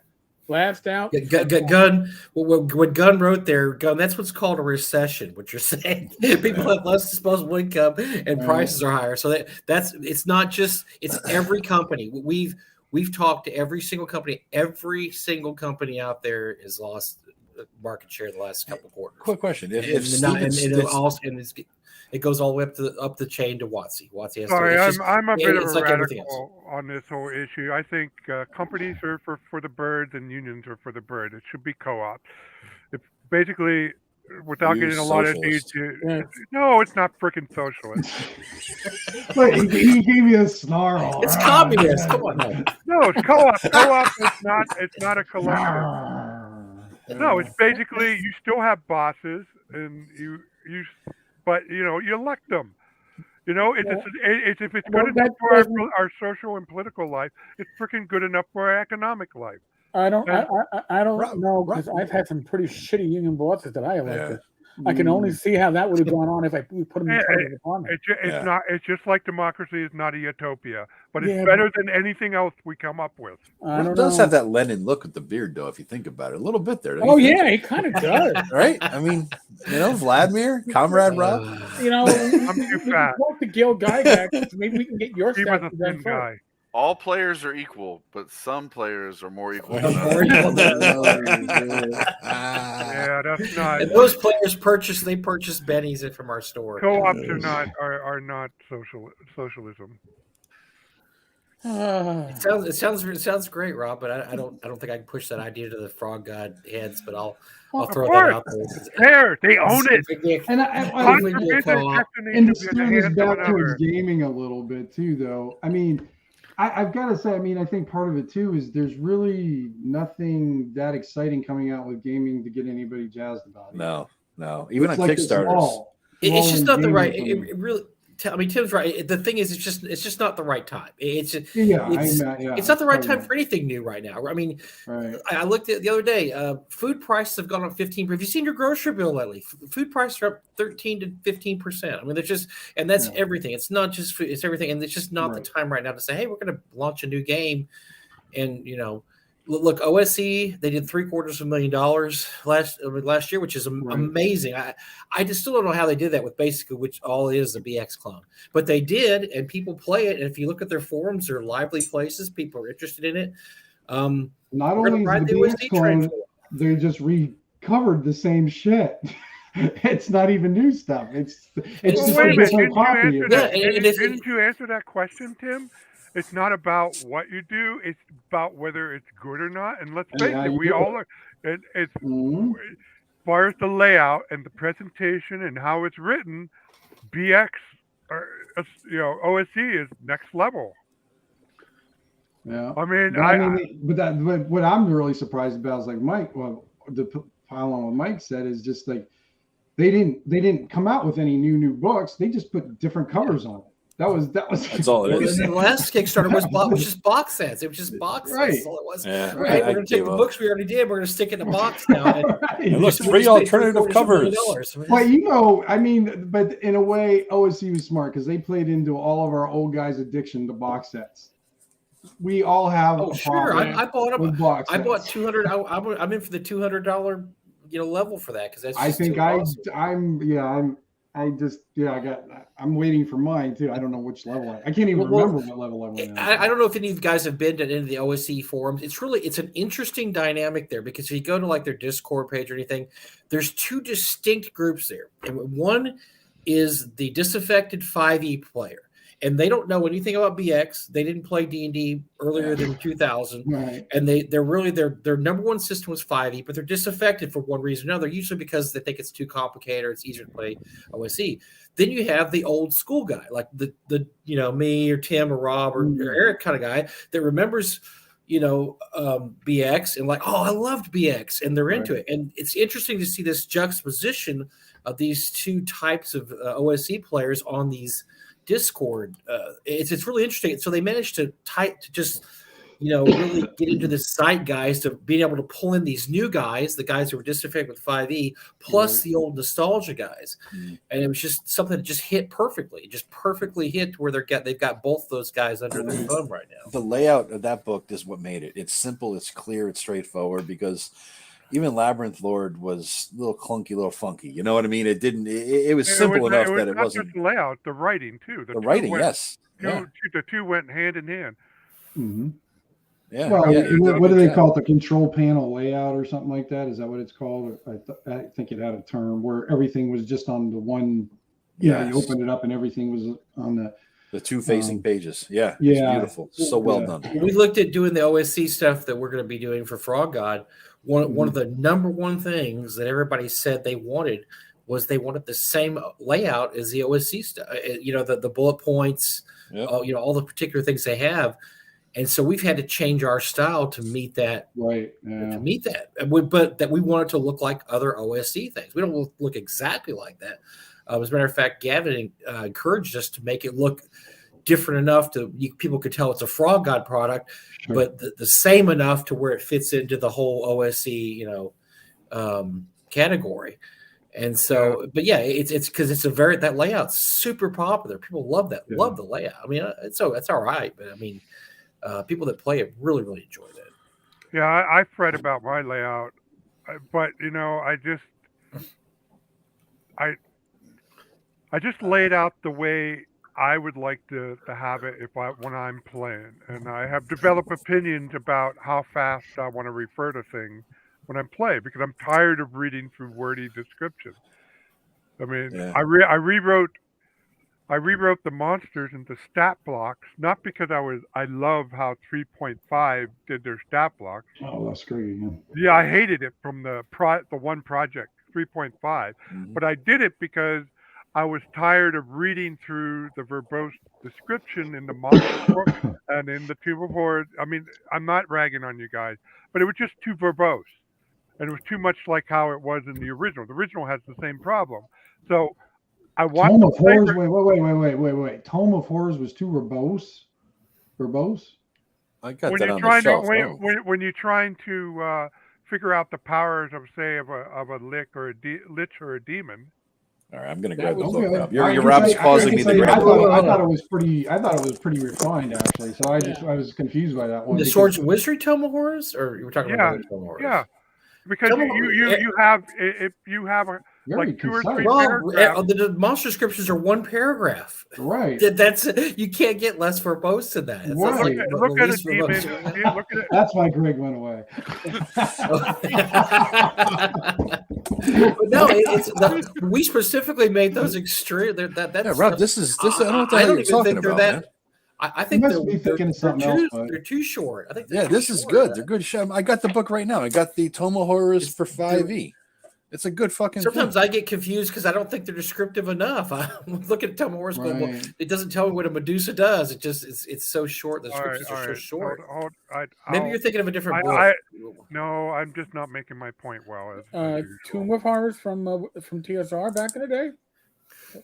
You mean the Frog God Tome of Horrors? I'm looking. I got 2 versions. I got the 5e, and then I got the Mega S&W. Yeah, Joe can tell you that those are some pretty concise descriptions, aren't they, Joe? Yeah, they're good. They're good. Yeah. Very, very short. And I got so many OSR products. It's going to take me to. I have to. Will you take your time, Rob? We'll be here. Next week, he'll let us know which one he was talking about. He doesn't have that on his back shelf. He can just reach around there and grab it, huh? Grab through your map, Rob. Can't find it. Well, I know where it is on my shelf. Oh, there it is. Right here. I got it. Tomb of Horrors complete. Tome of Horrors, Rob. Stop calling it Tomb of Horrors. Tome of Horrors. You confuse me when you say that. That's a big giant book. Yeah, the big. So, are we starting a union here tonight? The D&D union organizers. I I sense a screen You know, share we need to coming up, start a guys. union against it. I think Eric takes advantage of all of us for his own personal gain. I think we need to have a union of oh yeah, Eric Tenkar there guests. you go. And, The minions, the union of the minions. yes. I'm gonna call Glenn up. I'm gonna call Rach up, and I'm gonna call Glenn up, and we'll have a meeting with all of us right now. Glenn's gotten benefits already. You've gotten benefits. Oh, so already. Glenn's got benefits. Whoa. You guys haven't gotten Oh any wait, my benefits. headphone. Yeah, I got an I'm wearing my iPad. benefits. This turned dark quick. You I know, got an so- iPad. What'd you guys get? Hell no. all the initial full-time hosts have been taken care of in one way or another. Oh, By you guys are our- second tier. I got up. I Wow. got it up. It's time to mark got it off up, Rob? it's time to mark off your bingo cards, so because here Okay. comes Rob has got it up, boys and girls. LARP. it's a LARP. No. All right. No, it's not. It's Hold not on. the law. Sharing. Hold on. Got it. Screen Hold share on. incoming. We all saw it coming. It had to happen tonight. It had to happen. There it is. All right, what All are we right. doing? all Make it right. bigger, Oh, make it So, wider. Rob. Make yeah. it Okay, bigger. so true. Okay. I mean, I Okay. hate to say So- this to Rob, but make it bigger. this is okay. As a piece of writing, this is terse. Okay, it's you guys did a good job, but when I'm using at the table, this is insufficient for me to remember everything this thing does, because you have to parse through this, and then you get down here, then you start fleshing out some of the details of what she can do. Hey, So you're Rob, saying- Well, but the original monster manual says "see below." It doesn't. Right. That's been since the beginning of time. I mean, you look up demons in the original monster manual, look those up, and it says defenses, see below, attacks, see below. It doesn't. I know, and describe I hate it. I hate the original monster manual for that. you know, You're not going to get perfection in this hobby, Rob. and there's this If thing all called- the monster manuals were said jumping off a bridge, would you jump off a bridge? What do you think? Greg is here. They throws us in. So right? I came up with an OSR stat block that allowed. I still kept the flavor text much the same as you would write the flavor text, but anything that I had to know when I rolled something or had to make a ruling on, I put it in the stat block in a nice bullet format so I can refer it to easy. And I was All right, Rob. Side by side. Let's see it, man. Let's see what you would have done. Or let's see this monster in your book. I mean, if you're going to use that out of there, Rob, and you know it's going to be a longer thing, there's this thing called game prep that you could do ahead of time. So that way Ouch. you could. I was gonna go there. I'm bringing it. Okay. You beat me to it, Tim. I was going there too. All right. hold on. Or what do I always yell at you, Rob? When make it up, Make it up. make it up, Rob. Yeah, but there's a certain. I do the same. Rob, I do the complexity- same there's a- thing. I do the same thing. But I do it on my I do it on my own. I pull out what I need necessary for the monster. Sometimes I leave things out too because I'm the DM nightmare to my players because nothing that's in the monster manual is true in my game anyway. So I like that. if you could, I got in a fight with a player one time because I had fire resistant mummies and he got mad. And which Mummies are supposed to creature- catch on fire, man. Well, mine don't Which catch on creature fire. is this, Rob? What creature is that, by the way? That's probably one of those. I'm working Some on kind it. of weird, No. The one you have probably- showing. Yeah. The one you have showing right now. some kind What's of it? creepy demon The creature. Hari. So Is it's it one of those bronze? ones you'd use like once, maybe. Yeah, Right. What's it called? I can't it's say. the Hari. 16 It- hit it- dice. Oh, that's, But that's the demon it lord. doesn't. Could it be? Yeah, could be. Could it be Could Satan? be Satan. Satan. Oh. All right. Satan's so I have got to in the pants. reshare. I have to reshare my screen. Hold on. Stop Oh, sharing. resharing. Is there a bingo spot for a reshare too? No, we don't have a bingo spot for reshare. Damn it. Oh, we're gonna have to edit some. Resharing the screen. parts. Bingo shop for resharing. So this is what I do. Rob's gonna have his own bingo card by himself. So all that stuff that would have been in the last paragraph, I put in here. And in fact, I got so annoyed, and it. Can you this is do not- a wider. I'm not. wide screen? You even Rob? big in it? Or yeah, can you put a view wide? Come on, Rob, you can do it. What am I doing wrong here? No, we're just trying to get to show you, so it's like the width of Can't the see it, page, yeah. so we can see it better. But Make it go width of the Just make it wider. Oh. Just erased it. Well, if I go with, I'll lose vertical. That's good. That's good. Yeah. Okay, so what I did was I took all the abilities that were listed in the paragraph and put it in a bullet list. I'm not saying my format is the perfect format, but when I did it this way, bullet like magical immunity, death touch, summon demonic minion, innate magic, spellcasting. I even put a typical spell list because I hate descriptions in the old monster manual and other monster manual that says, "Oh, this can cast as a 6th level." Right. Yeah. Agree with that. I'll agree with you there, Rob. And Give me then I some have to basic populate spells. the goddamn spell. Yeah. And if you do, they give me the stupid fucking spells nobody would ever goddamn take. It's like they rolled them randomly. Who would take that kind of a spell ever? You in know their what, history of Joe? life? I agree with you 100%. So I made a set of random. That should be a special thing on the bingo card. The center I square. did a random spell generation set of tables that I use now. And when I picked the table, I didn't go the lame route and just say, okay, I have 8 first level spells in my system. I'm going to make this table 1 through 8. No, I decided the probability if I was a player, which spell would I pick more often? Yes. And then all the spells have a chance to coming up because there is that one player who's got something in their mind, or whatever it is. Okay, they might pick that spell, but most players are going to pick magic missile. Most players are going to pick invisibility, sleep, fireball. So well, then why don't we just write better spells? Ventriloquism, man. Come on, for the win. Tradition, Greg. We're trying to be compatible with. I think that the first demand of the union shall be for better spells. No more purify food and drink. Nice picture. Oh, you don't think that's logical when the ancient red dragon gets purified water? Yeah, that's sense. It can boil it for free. Come on. So, Mike, it's not that you guys did a bad job. It's that you put. I don't want to be sitting at the table using this one of the more complex monsters, Beholder, Lich, Gorgons, any monsters have multiple abilities, more than 1 or 2. That I want to go. I don't want to have to read a prose description. I want a simple bullet list that lists the precisely what the effect is.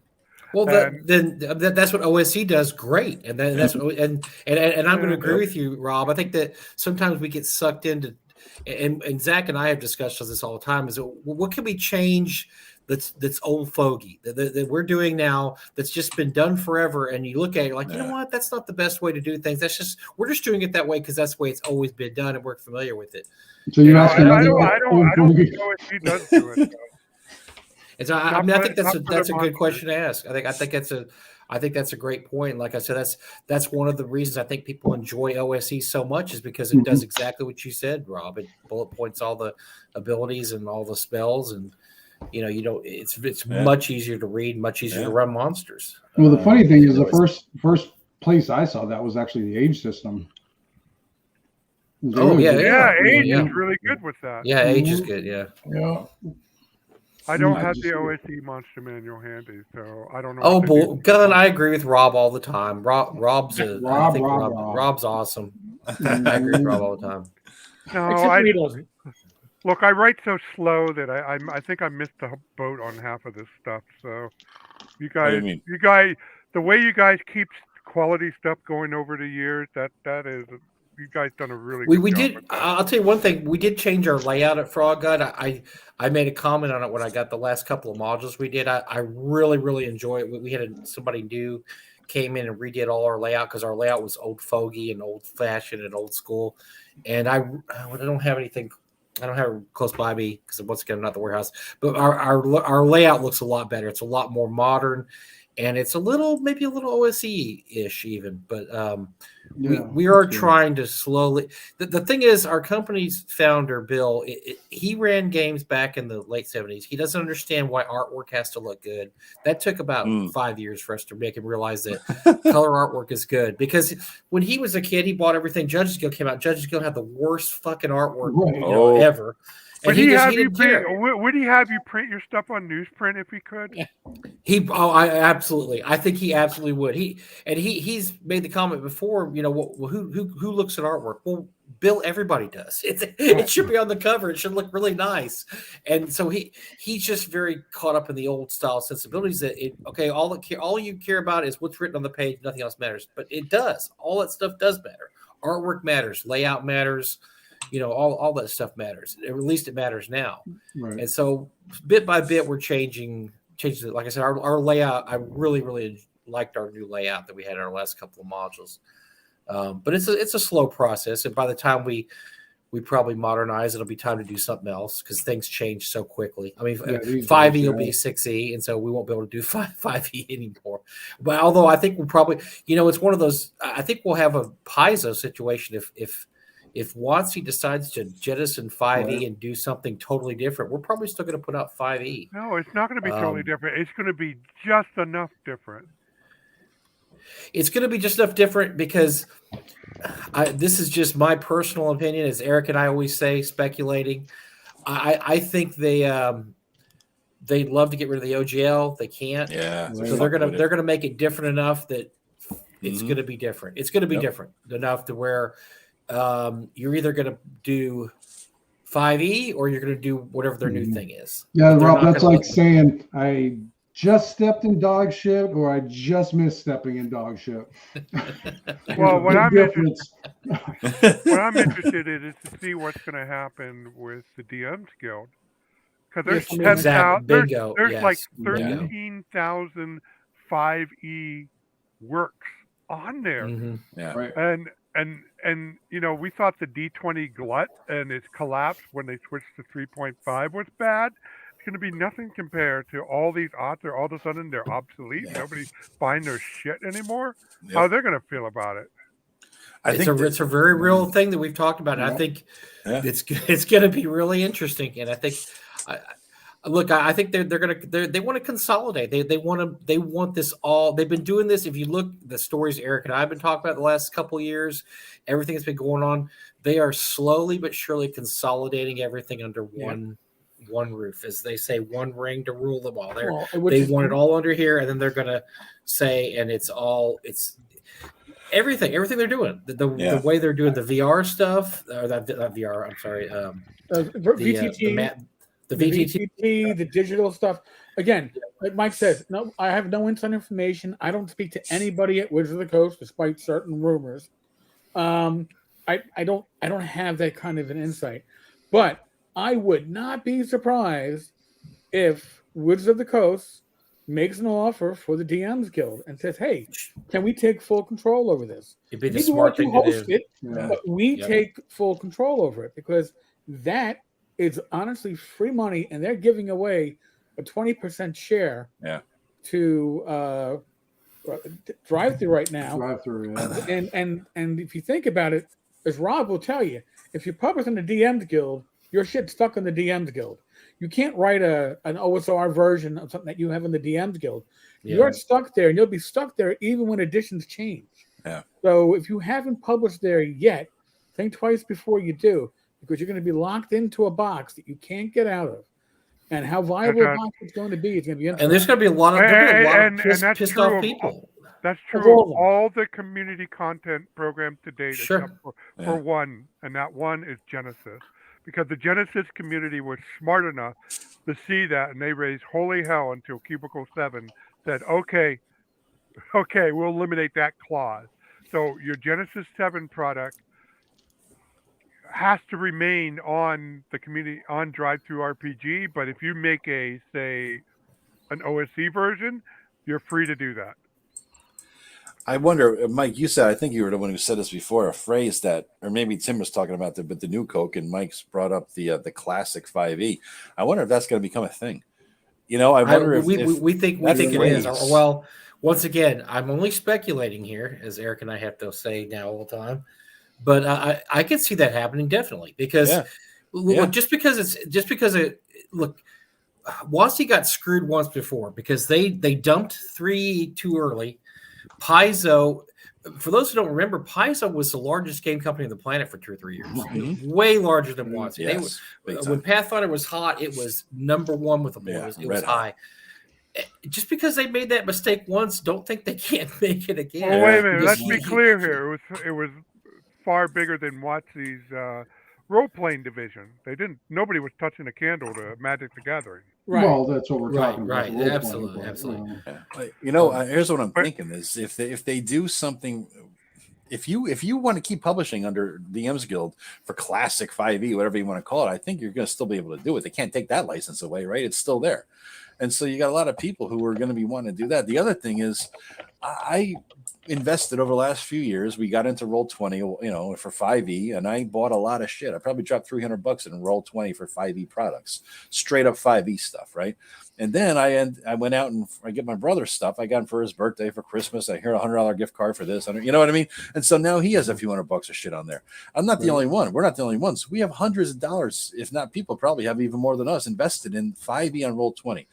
And we're old. I'm not going to learn a new goddamn VTT, and I'm not going to get their stupid ass shit on a new VTT and have to buy it all over again. I got what I have, and I can keep playing with 5e on Roll20 forever.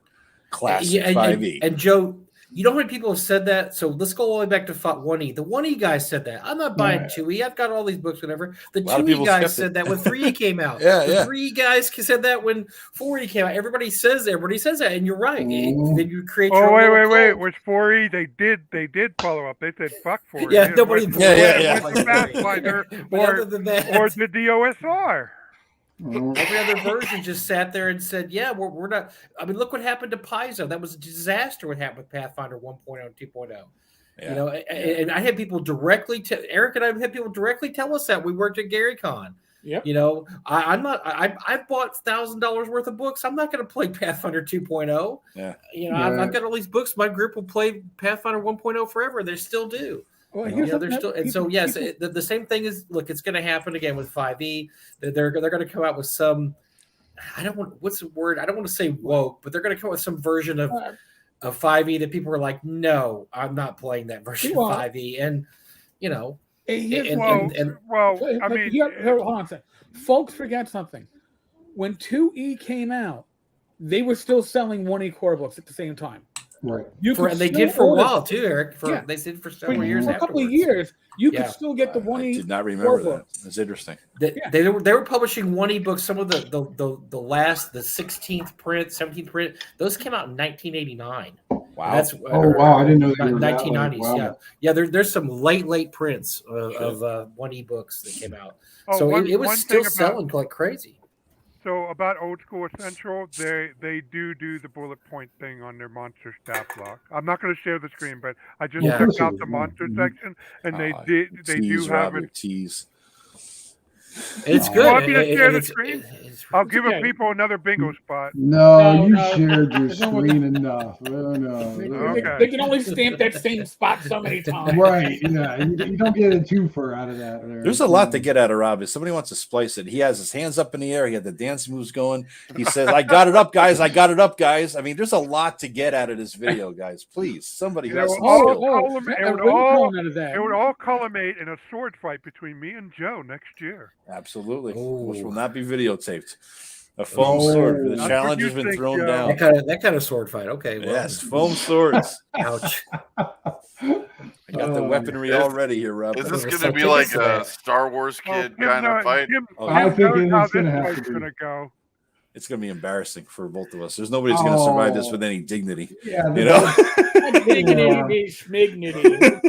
police are going to be called, but you guys aren't going to go to jail. You guys are going to go to the rubber room ward or something. Yeah, I live in a nice town now. Before, police were going to call me, been shot and tasered and everything else. But I live in a nice town now, so it wouldn't be a different thing. Yeah, Look at just in the last year the changes that have been made to 5e, and don't tell me the next 2 years you can't have just as many more changes to where it's going to be unrecognizable for what first came out 6 years ago. I think the Munchkins. There's definitely a market for that. There's definitely going to be a market for, I don't know what you want to call it, classic 5e, original 5e. Yeah, absolutely. Unwoke 5e for those who like to use sleepy. I think that'd be called sleepy 5e or something like that. Yeah. I think it's true. Orcs are still evil. Orcs are evil in my 5e. Damn it! Yes. That's what's going to happen. I hope you're right, because I have a partial draft of a 5e version of the stuff I was doing here, and it would be nice to be able to publish it, for and have actually people buy it. But so if there's a classic 5e market, that would help me out. I think there was somebody who I can't release his name because it never got published, who had a generic OGL version of Pathfinder ready to roll. When Pathfinder 2.0 came out, they just it just circumstances just didn't work out where they're going to publish, but they were going to publish classic Pathfinder because at the point that they announced, I think Eric probably knows who this is too. Yep. When Pathfinder 2.0 came out, they immediately stopped publishing any Pathfinder 1.0 anything. Well, this guy had a draft sheet. Well, no, you can still play Pathfinder 1.0 using these 16 pages of rules or whatever it was. So surely people will be entrepreneurial enough to take advantage of the fact that 5e. Sure. We're not going to publish any more 5e. Yeah. We're going to put the classic. Don't you dare use the word of the most popular. Strahd's just misunderstood. Game. Yeah. Strahd's actually evil in our version of 5e. He's not just misunderstood. Well, that's what's going to get it. I think even the freaking munchkins, even the people, the Care Bears, the people who want everybody to be able to do everything all the freaking time, everybody should have cool things, and everybody should be balanced against each other. Even those people are going to get tired of it, I think. There's a level to munchkinism. There's a level to these losers who want that kind of a freaking game. Joe, go on the Discord. Go on the OSC Discord sometime, and those people are already there. They're tired of 5. That they gave up on 5e, and this is not a political right versus left. I mean, there's some people that are farther left than Chairman Mao. I mean, it's not a left-right thing. It's just that they don't want to play this version of 5e anymore. And then they started looking around. Wait. Tim actually has a relevant story from GURPS. Remember that guy? Yeah, remember that guy? Remember that guy you were teaching GURPS, and he wanted to be everything, and you let him, and he learned his lesson about. Oh well, that was. I don't know if that's relevant, but yeah, I don't know. I'll tell. So this is back when the card games were big, like the Yu-Gi-Oh. I think Yu-Gi-Oh is one of the big ones, and not Magic the Gathering. It was Yu-Gi-Oh and Pokemon. Right. And that's where this kid came from. But I was trying to teach him like role-playing games. This is when I worked with kids, and so I was playing GURPS at the time. So I was teaching him GURPS and giving him a real basic background for it. But he was so afraid to like make a mistake, or he was afraid really to do things. He was like afraid to lose, or afraid to like I said, get killed or anything. But at the same time, he wanted to have everything be. And so I told him, well, that's not the way it works. But then eventually he just got tired of like not arguing with him, but trying to explain it to him. I said, okay, so you want to have all the power in the world? Sure. You want to have all the money in the world? Sure. Okay, you got it. What else do you want? I mean, do you want all the gold in the world? You got it. You got everything. I said, you have everything that you have ever wanted. Now what do you want to do? I said, it's a pretty fucking boring game, isn't it? I said, so why don't we start with a guy character that's just above suck, because that's what I call it, and people bitched about me for calling it that. And you're gonna just work above suck. Just above suck.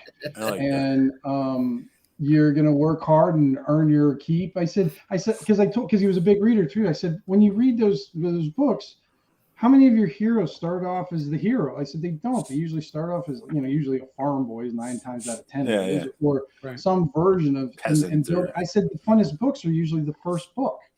Yes. Them kind of earning their keep or finding their way in the world. I said, let's explore that portion of it before we get to the third book. And that's how I taught him, how to role play. I just kind of tried to get him out of it. Because, I mean, when you're playing that Yu-Gi-Oh game and the other thing, I mean, your cards have like, 20,000 hit points or whatever. They've got some obnoxious kind of, I call it the inflation game, because like, you start off with Wizards of the Coast game, or what was Magic the Gathering, and you had 20 hit points. Well, by the time you got the Yu-Gi-Oh, you had 20,000 hit points. And but I was just trying to teach him that it's fun to play a shitty character sometimes, and we kind of went with that. And he's still playing today.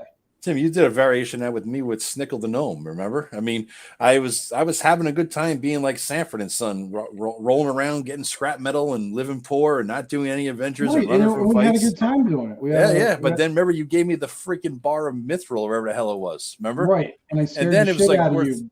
Scared the shit out of me. I got 3 hit points. The funny thing is one of the funnest things I love doing to Joe is giving him exactly what he wants, and then he gets really scared. Yeah, because like all of a sudden I got this fucking equivalent of a platinum bar, uber quality, high, and now how am I going to get it to anybody to sell when I'm rocking 3 or 4 hit points, and I'm the smallest character in your entire universe? I'm like 2.5 feet tall, and I got no power, no friends, no allies, and it's a solo game. I'm like, son of a bitch, what do I do with this? What the hell? How am I going to take advantage of the thing that I didn't even ask for it? But he gave it to me with this shit-eating grin on his face, like, you motherfucker. Here it is. All my dreams. Steinbeck's The Pearl still has relevancy today. That's a great timeless story, because it's true. You get the super awesome something, and you're like, well, shit, what am I going to do now? Who am I going to sell it to where that don't kill me and take it from me? That's the biggest thing. How am I going to get rid of it without somebody like stealing it from me? It's like, holy crap. I had a player tell me once, Rob, I could kill everything in the room, but I still have problems in your campaign. I can't get anything to solve anything. Yep. God. Hey, I have a Viking dude like that. What's his nickname? The Goblin Slayer. The Goblin Slayer. The Goblin Slayer. That's right. Goblin Slayer. Yep. Rob, you gonna have a thing for this Tuesday? Yes. All right. We all showed up, and Rob was like, sorry, I forgot. Did you blow off your game again? So I haven't missed that many games because Rob has blown you guys off like 3 out of the last 4 weeks. He just forgot. He was like, I forgot there was a game tonight. No, this is the first one that he had a job thing for most of the stuff. No, he needed a nap. Well, we all do. This one was I was ashamed of. You were ashamed. I could tell. You felt guilty. Yeah, we felt that sheepish. I'm sorry, guys. I was like, oh shit, man. I didn't want to bust his balls. At least I didn't want to bust his balls then. Here, I'll bust his balls. Right. My balls deserve to be busted on last Tuesday. Oh shit! You gonna give me on this one Tuesday, Tim, or you think you make it? I'll try. Yeah, I've been trying to get on there more. I've been kind of allocating my time. We in different places and stuff like that. But I'm hoping to be able to get that and just other things that are going on. But I'm hoping to be able to get in some games a little bit more often than I have been. Yeah. And happy birthday to Rob at 68 years old today. Still looking young, Rob. So 58, good job. 58. 58. Sorry. All right. Yeah. Although I probably look like this when I'm 68. So. Right. Yeah. You're evergreen. You'll look just as youthful as you do now. Yes. But the problem is I look like this when I was 48. Again, like I said, Rob, you will never age. How about that? Right. You will. At this point, you will never age. You're an elf, Rob. You're an elf. No, You're an immortal. I need to be thinner before I'm an elf, and I'm working on it. All right, you're not like you, Joe, but I'm working on it. You're at the moment you're a dwarf, but we'll get there. A dwarf elf. Dwarf elf. Come on. All right. The height of the one and the stature of the other. Mm-hmm. 12. Well, the ears. Well, we can't see his ears because you got the headphones on, but he might be sporting his Spock ears. Listen, I don't want to see him with the ears because that's the kind of role playing that I can't do. Well, I'm happy to tell you, Eric, I have no interest in playing an elf in any LARP, so you'll never see me. LARP is made. LARP.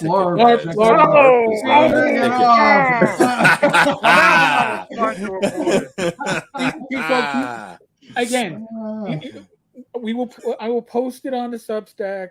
You'll be able to get your bingo sheets, but you'll have to declare at the beginning of the live stream which sheet you are playing with. 1, 2, or 3, or I think 1, 2, or 3. There's 3 sheets. I gotta see these sheets. I haven't seen these sheets. Yeah, can you? What are they, Eric? I know Matt sent them. Did he redo them? I gotta look. I have to find them. So all right. Gotcha. So as far as LARP goes, they are trying to suck me back in right now. The old, I'm not talking like Al Pacino. I thought I was out. They pulled me back in. To when I left, I'm talking about the original group from the early 90s somehow decided, hey, let's go play again. And they organized and said, Rob, we would really like you to come down. Hopefully you guys have like a paramedic team on standby if you guys get back, you know. Well, I think they're younger players, so we're kind of covered. But not if they're from the original group. No, there's a mix. But yes, I understand. Yeah, I would want an EMT standing by just to. Right. I just want to be pre-wired. They have definitely has aged. Yeah. Right. Just start off with the paddles attached to your chest, Rob. It will help in the process. What are they called? Those ABM machines? Make sure bring a taser with you for the contact. Taser. Or just for fun. And he's down. Boom, and he's up. I cast lightning bolts. The main issue is the campsite. The only campsite they could get is in the Laurel Highlands, which makes the drive. Wow, that's a ways away. That's a 3-hour drive from here, where before it would have been like an hour and a half, 2-hour drive back in the 90s. It's like that's a long ass drive to the middle of nowhere. Motherfucker, you drove 12 hours. You left this place at 8:00 at dinner, and you drove all goddamn night to get back to Pennsylvania. You lunatic, and you're complaining about 3 hours? You could do that in your sleep. You did that. That was to be with you guys. No, but you left. Now I feel special. I think I'm gonna blush. And it was also to leave you guys. Yeah, he left us. Yeah. We're still having dinner. Rob's scarfing down the fucking meat, and then he's like, all right, I gotta go, guys. I'm like, where are you gonna go? You're not gonna stay at my place? No, I gotta drive home. At like 7:00? And off you went. Yeah, that was it. I'm like, this motherfucker, he's crazy. He spent we were up late the night before, right to 11:00 midnight. We got up at the ass crack of dawn at stupid o'clock in the morning, right? 5:36. I love that you call 11:00 midnight late now. Yeah, right. It used to be like that's when you get to the party. Right, exactly. That's when you start to have your pre-drink before the party. Now it's like I'm going to bed. Well, all three of us are snoring away here. We had two out of three of us had CPAP machines. It was like that kind of show, Matt just didn't bring his, I think. So so we're all like snoring away. In the morning we're just like the Walking Dead trying to get up. And Rob does his 2 games he ran the whole fucking day, and then we ate. You can't have had that much sleep, and you drove all the way to fuck home. You're nuts. You could have just stayed overnight again, man. Holy crap! Yeah, I did sleep along the way, so. Hopefully not while you were driving. But it gets better. I thought there was a place I could pull off at this one rest stop, but I was in the middle of Central PA, and I was off by one exit, and oh God, that's not what you want to do in Central PA. Do tell. What do you mean? So after. Because you can lost really freaking easy in Central. So after 15 minutes of driving, I realized this is not where I needed to be, and I pulled up my app, and I just had to go back roads for another half hour. You didn't have the locals go, boy, you sure have a pretty mouth. I was worried, and I was low on gas too, so that made it even more frantic. But I got he'd rather traverse the hazards of Central PA, sleep in a rest stop that he doesn't know, than stay another night. Oh dear God! That's what I'm saying. He could have slept here. What are you doing? I know. That's how Michael Jordan's father ended up dead.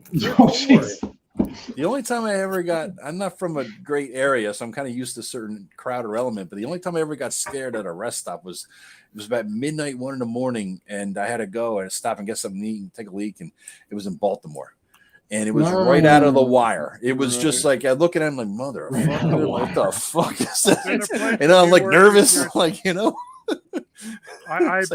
was a rest stop in Newark, New Jersey that Newark, Newark, Newark. That gave me the same vibes years ago. Oh, don't go near Newark. Well, Newark with the whole entire thing should give you that vibe. Yeah. There's nothing good about I had a job there. I know you did. I remember when you went there and you were like, I'm really nervous about going there. You ought to be. That's what you should be. I said, because I think I said, I thought I heard on the news that it was the murder capital of the world at the time or something like that. I said, good luck. Yeah, you don't fuck around Newark. It's like Stay low and serpentine. It's like Bridgeport back in the 80s and 90s. They had this housing project called Father Panic Village. It's not even in Monterey. It was the actual name. This dude's name was Father Panic. And yeah, that's pretty much sums the whole goddamn place up. I went to school down in Bridgeport for a year, and they told us, listen, do not stay past dark. Do not stop at any stoplights or stop signs. You look, you go quick. Do not ever walk alone, and good luck. And that was what they told us. In the face and yeah. Always keep a gap. If you have to stop, because at the time I didn't realize this, Bridgeport was the carjack capital of the United States, and that was when all was popular, right? And so if you had to stop, they said always keep a good distance between you and the car in front of you, because they were just trying to jam you between them so that you couldn't go anywhere. You know, I'm like, oh Christ, yeah, not good. St. Louis is the murder capital now. Yeah, now it is. Yeah, a lot of like gang activity actually going on down there. But I said this was like in the 90s or the aughts and everything. It's like Newark was still very proud about its moniker there. Yeah. So they were working hard to keep it. Yeah. I had to do a fair amount back in the day. I had to do a fair amount of trip for my company because I did computer software work for metal cutting machines, and when there's a custom job, I had to go on site. So I always got to see the flower of the community in the industrial area. So. Right. And Newark was, oh boy. Yeah. It's called the Garden State because that's where they bury your body. Fertilizer. I try to do stuff out of like series or movies or whatever. For a bit, I did a city adventure, and I was trying to capture the essence of The Wire. But I tell you, for the new thing for 2E, I'm going to bring in some of this Yellowstone. I got to rewatch that, man. That's a great series. It really is. Running a city campaign is super hard. It is. I've been impressed with how Rob's done it, and my impression is it's mostly through random tables and having kind of a prepared idea. But if you let the players kind of run rampant, which I've seen happen, there's no way to prep the whole city. Right. Well, thing is, though, Greg, Rob has run everything in that city for 40-something years, so it's not random with him. I don't think he just knows the shit. Yeah, there's more random stuff in there, you think, because otherwise the city will feel too much like Rob World, not like. Yeah, because I've told Rob a couple of times. I mean, he should teach a master class in like city adventures and. Like how they have those education things and get on there and teach, have like a video thing, a series of how he runs city adventures or campaigns and everything. And I agree. I agree. Because he does it better than anybody that I've ever encountered. I'm trying to distill out of it from playing in it what I can, but Rob, a class. That's why I was really pushing for him to run it, so you guys could kind of experience it. It is. It's masterful. You're right. That's a good word for it. It's just I'm trying to distill it from that. But a video series, Rob, YouTube plug. I mean, just saying. He's getting close. I hear there's a Substack somewhere. The Tenkar Tavern Substack.com. I don't know. Could it be? But when Rob does go live, you'll know that it's there. Hey, be one of the first to be notified. Hey, there's one thing, Eric. Substack is. Yeah. So Eric, tell us what's okay. So some of us have blogs on Blogger. What does Substack bring to the table? Okay, Substack is similar in a lot of ways. You can use it as a blog, flat out, if you want to. Mm-hmm. But it also can serve as a newsletter. And people can sign up, and when the post goes up, they will actually get it sent in their email, beautifully formatted. I'll be honest with you, if Substack was around 12 years ago when I started my blog, I would be there other than Blogger. But I'm on Blogger for life. So. I didn't know what Substack was. I just saw it. I still don't. So basically it's a subscription. Yeah, and there are like reporters that have worked for like major news companies that have gone independent that use it, and they have free subscriptions and paid subscriptions. You can support people. We're totally free because we just want to do this to get people to be able to catch all these channels in one spot. And we're doing it as like a service for the OSR community, and I think I personally think it's a lot of fun doing it that way. And the response I've been seeing has been making it worthwhile. So, But they also allow. They just started. I guess because we post videos, that you can actually post videos directly to Substack. So I might start doing some shorts occasionally as a bonus, just for the subscribers or those that visit the site. You don't have to subscribe. You can actually just visit the site. But it's very well done. If Blogger was relatively idiot-proof, I swear to God, I could do this in my sleep. So that says a lot. But and you could have subscription levels and non-subscription levels. Right now, it's non-subscription, right? Right. It's totally free. You could add on paid subscription to support.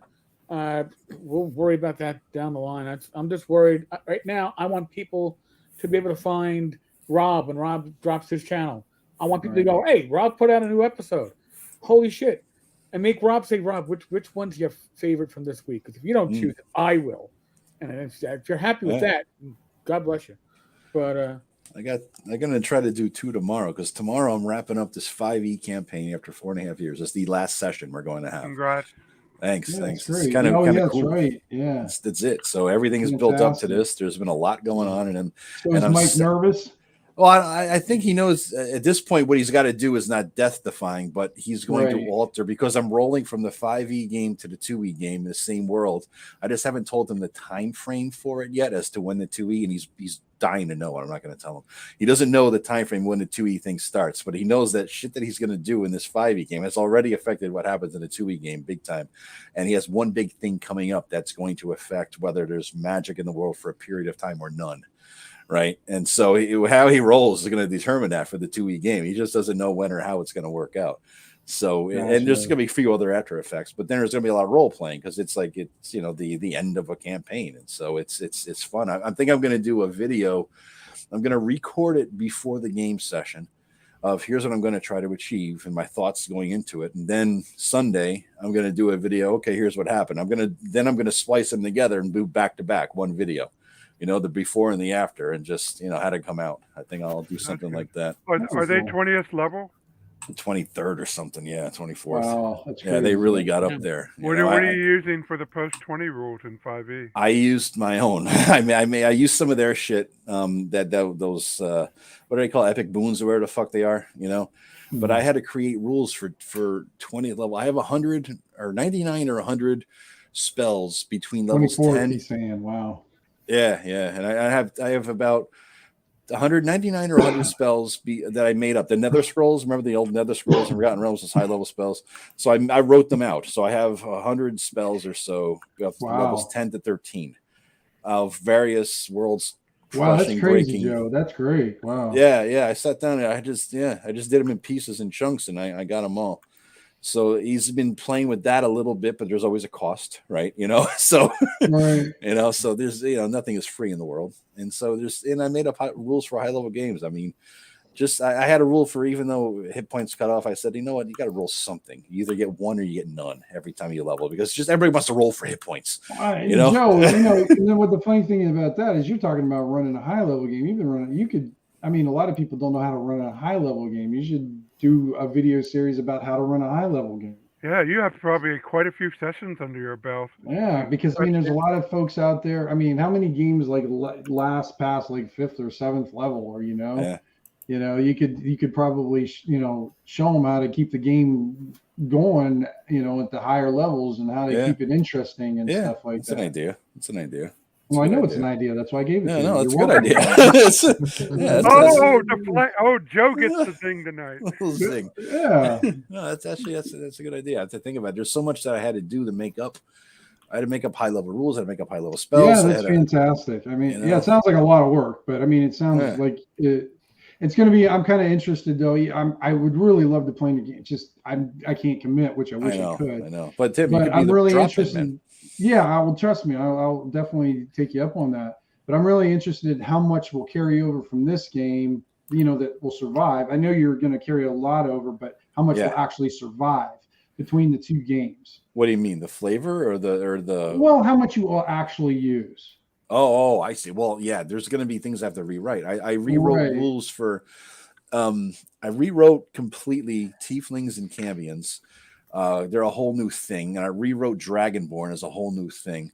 And I could carry that over with some conversion, right? You can just convert that stuff down, basically, or not down, and make it even harder for 2E, because who fuck cares about balance? It's 2E, right? But I mean, there's some elements in the world that are going to carry over. But what I did is I kind of went from high age of heroes that people will talk about in 1,000 years, of which my brother's characters are some of them, and we moved into sort of a post Dark Age kind of a thing going. You know what I mean? Everything's fractured and broken. How big of a time jump are you making? I'm not telling, because I'll tell that my brother would know. He's not going to know. That would be telling. Huh? Yes, yeah. I didn't know that was a plot point. But somebody who has kind of done this with the Majestic Waterland, I would try to take everything that's relevant to what you envision as the future time. So if Dragonborn is still around in that future time, then make a 2E Dragonborn. I'm gonna have to convert that. That's the easy part. The easy part is converting that shit over. I mean, I'm not gonna have to deal with high level spells for a good long time, because 2E is you're not gonna level. You're not gonna walk into a dungeon, clear 3 rooms, and come out 4th level. You know, it's not 5E, right? So you know. Now the only thing I would caution on, if you do a big time jump, you're gonna lose some of the benefit of having running the earlier campaign, because not everything survives for centuries like they would if they're talking years or decades. Yeah, I know where I'm starting. And I'm just not going to say anything, because because right now he's listening real hard. Oh, I'm sure. He's waiting for me to slip. So when you starting this game? Because is it? Well, I was planning on finishing the 5E thing sooner, but I remember that. Right, I figured I'd be starting the 2E in the fall, but now we got we're right on the heels of all the holiday weekends. I was going to say you can do it after the holidays. Then? I think so, because nobody's going to be able to play on Saturdays during the holiday weekend season, right? And then I don't know. I still don't know when this freaking surgery is going to be, and so that's going to complicate things. I'm thinking probably January, February, before we actually get rolling. So, that'll probably be it, Yeah. So we'll see how it goes. But it gives me a little more time to prep. And I think I'll do another video tomorrow on my starting town, that'd be cool. Yeah. It's Parnas. If you look at the books, the only thing they have on Parnas is like 3 buildings in one of the dragon books, It's like that's a useless town. Hey, you have Harn stuff now. You can borrow some of that when you need it. That's all. Harn, mark it off your card. Yeah. Harn. That one I'll take. That one I'll take. It's already written. I just got to describe what I did. You know what I mean? I had my shitty ass little map, and I'll describe what's there and how I did it and what my thoughts went into it. So I'll probably do 2 videos tomorrow, but I'll have one of them will come out on Sunday. I'm thinking, the before and after thing. We'll probably have a Joe and Bro Fire Pit talking about the aftermath, I would imagine, at some point. Oh, that's cool, because I always like the Joe and Bro. Those things are so damn funny. Yeah. Yeah, you guys just crack me up. I still remember the time, I don't know, you were taking a piss and he was holding the phone so you could still talk while you're pissing. Or the other way around. I'm like, it's funny because they have like absolutely no shame, no care, don't give a shit. They're just talking and talking like they're still in grade school playing games. That's when we started. Right. I mean, that's because you both of you still have that excitement, like you're still there, and it comes off. Oh, there we go. You said his name 3 times. I said, You said his name 3 times. Oh, you're hearing it. Amateur. That's amateur. Exactly what I said. We're hearing you. We're hearing us through you, amateur. Put the headset on. We're hearing you. We're hearing us through you, amateur. Put the headset on. God. He's in a time warp. I know. There he goes. Oh, I muted his mic. I has to get a headset going. He's still holding. He keeps holding up his finger. I don't know if he's checking which way the wind is going. Maybe he picked his nose, or I mean, he came in right before all the old men are going to go. Ooh, Mr. Carter, I got to use the bathroom. Right? Yeah, exactly. Yeah. What's he holding up his fingers to? The camera is He's right testing here. the wind. He has like a setup that can run NORAD. He has like 5 computers and multiple screens and all this shit going over there. Yeah, you should be. Sounds like he has me beat. I have 3 monitors here. He's all kinds of shit. So he's probably got. My thought is he has a mic on one computer and a video on the other, and he always fucks that up. So but so it's gonna be interesting though. I think it'll be fun. I got to spend some time tomorrow to actually get into it, because it's not just going to be the final big thing that they do. It's just going to be the talking about stuff, going back to the old haunts or talking to people from the early days. And, you need to have the scouring of the Shire, I think. It's the fucking epilogue is what I'm saying. That's what I want. Yeah. No, there you finally. Okay. All right, we're not Hey, Mike. I had to turn off all my other shit. Sorry. Yeah. I've actually been D&D prepping the whole time I've been listening for our day after Thanksgiving. Yeah. That's the other thing. That's right. You guys get your big day after Thanksgiving or game coming up. Yep. That should be fun. Just curious. Did you ever get Lord of the Rings role playing? The thing you sent us? Oh yeah. Oh yeah. You know what? I meant to say I did. I actually read a bit of that. That was actually pretty cool. Yeah. Good. No, that's good stuff. I got a mega library. Basically, though, I think that the day after Thanksgiving is going to come up. He's running his game for that, and there's a few of us are going to get together as much as we can in person. One guy can't make it, but it'll be a good time. I think it'll be a good time. It's always 15 years now you've been doing it, something like that. I mean, the day after Thanksgiving started with just Kurt and I in 1998 and had Going nothing to to do Metal with Fest. D&D. Yeah. No. Metal Fest is in May. It had nothing to do with D&D. And then we ended up doing all kinds of stuff other than D&D, but the last certainly 10 years has been D&D, right? Yeah. We all go over to this place, and there's always leftovers and leftovers are the best. Yeah. The key is not to drink too much too fast and burn out. Well, you're saying the key is don't pull a Kurt. Yeah. Pass out. One guy every year that does that shit. Yeah. It's like he can't pace himself. Right. Amateur. I realized. Wow, the disdain in your voice. Oh, not on my part. Maybe Joey's part, but no. Disdain. That's what I'm referring to Joe. Yeah, for it's sure. amateur. Can't I mean, pace himself. control your shit. You should be on the Crown with that voice. I realized just a couple days ago that holy shit, we've only have one session between now and the day after Thanksgiving. And we're at a part in my campaign where I'm DMing where we're at that in-between stage where there's a lot of role playing and hey, what are you doing for the next few months? And I'm like, well, we got to get that shit done.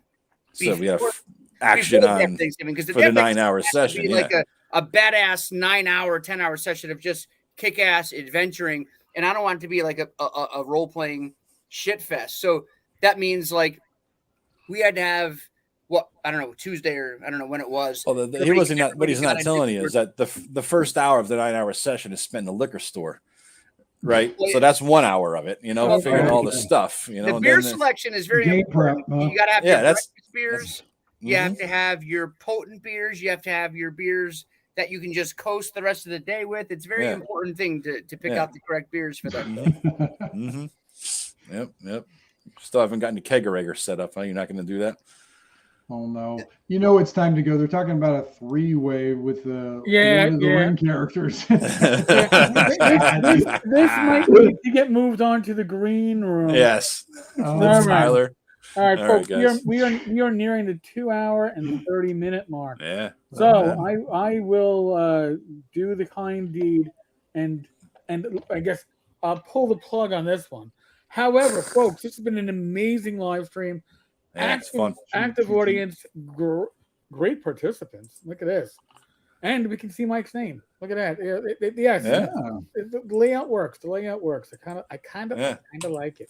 All right, some guy in the comments says I'm not going to watch any video where I can't see the names of the people. I'm like, the fuck are you talking about? I didn't realize it was not showing up. Whatever.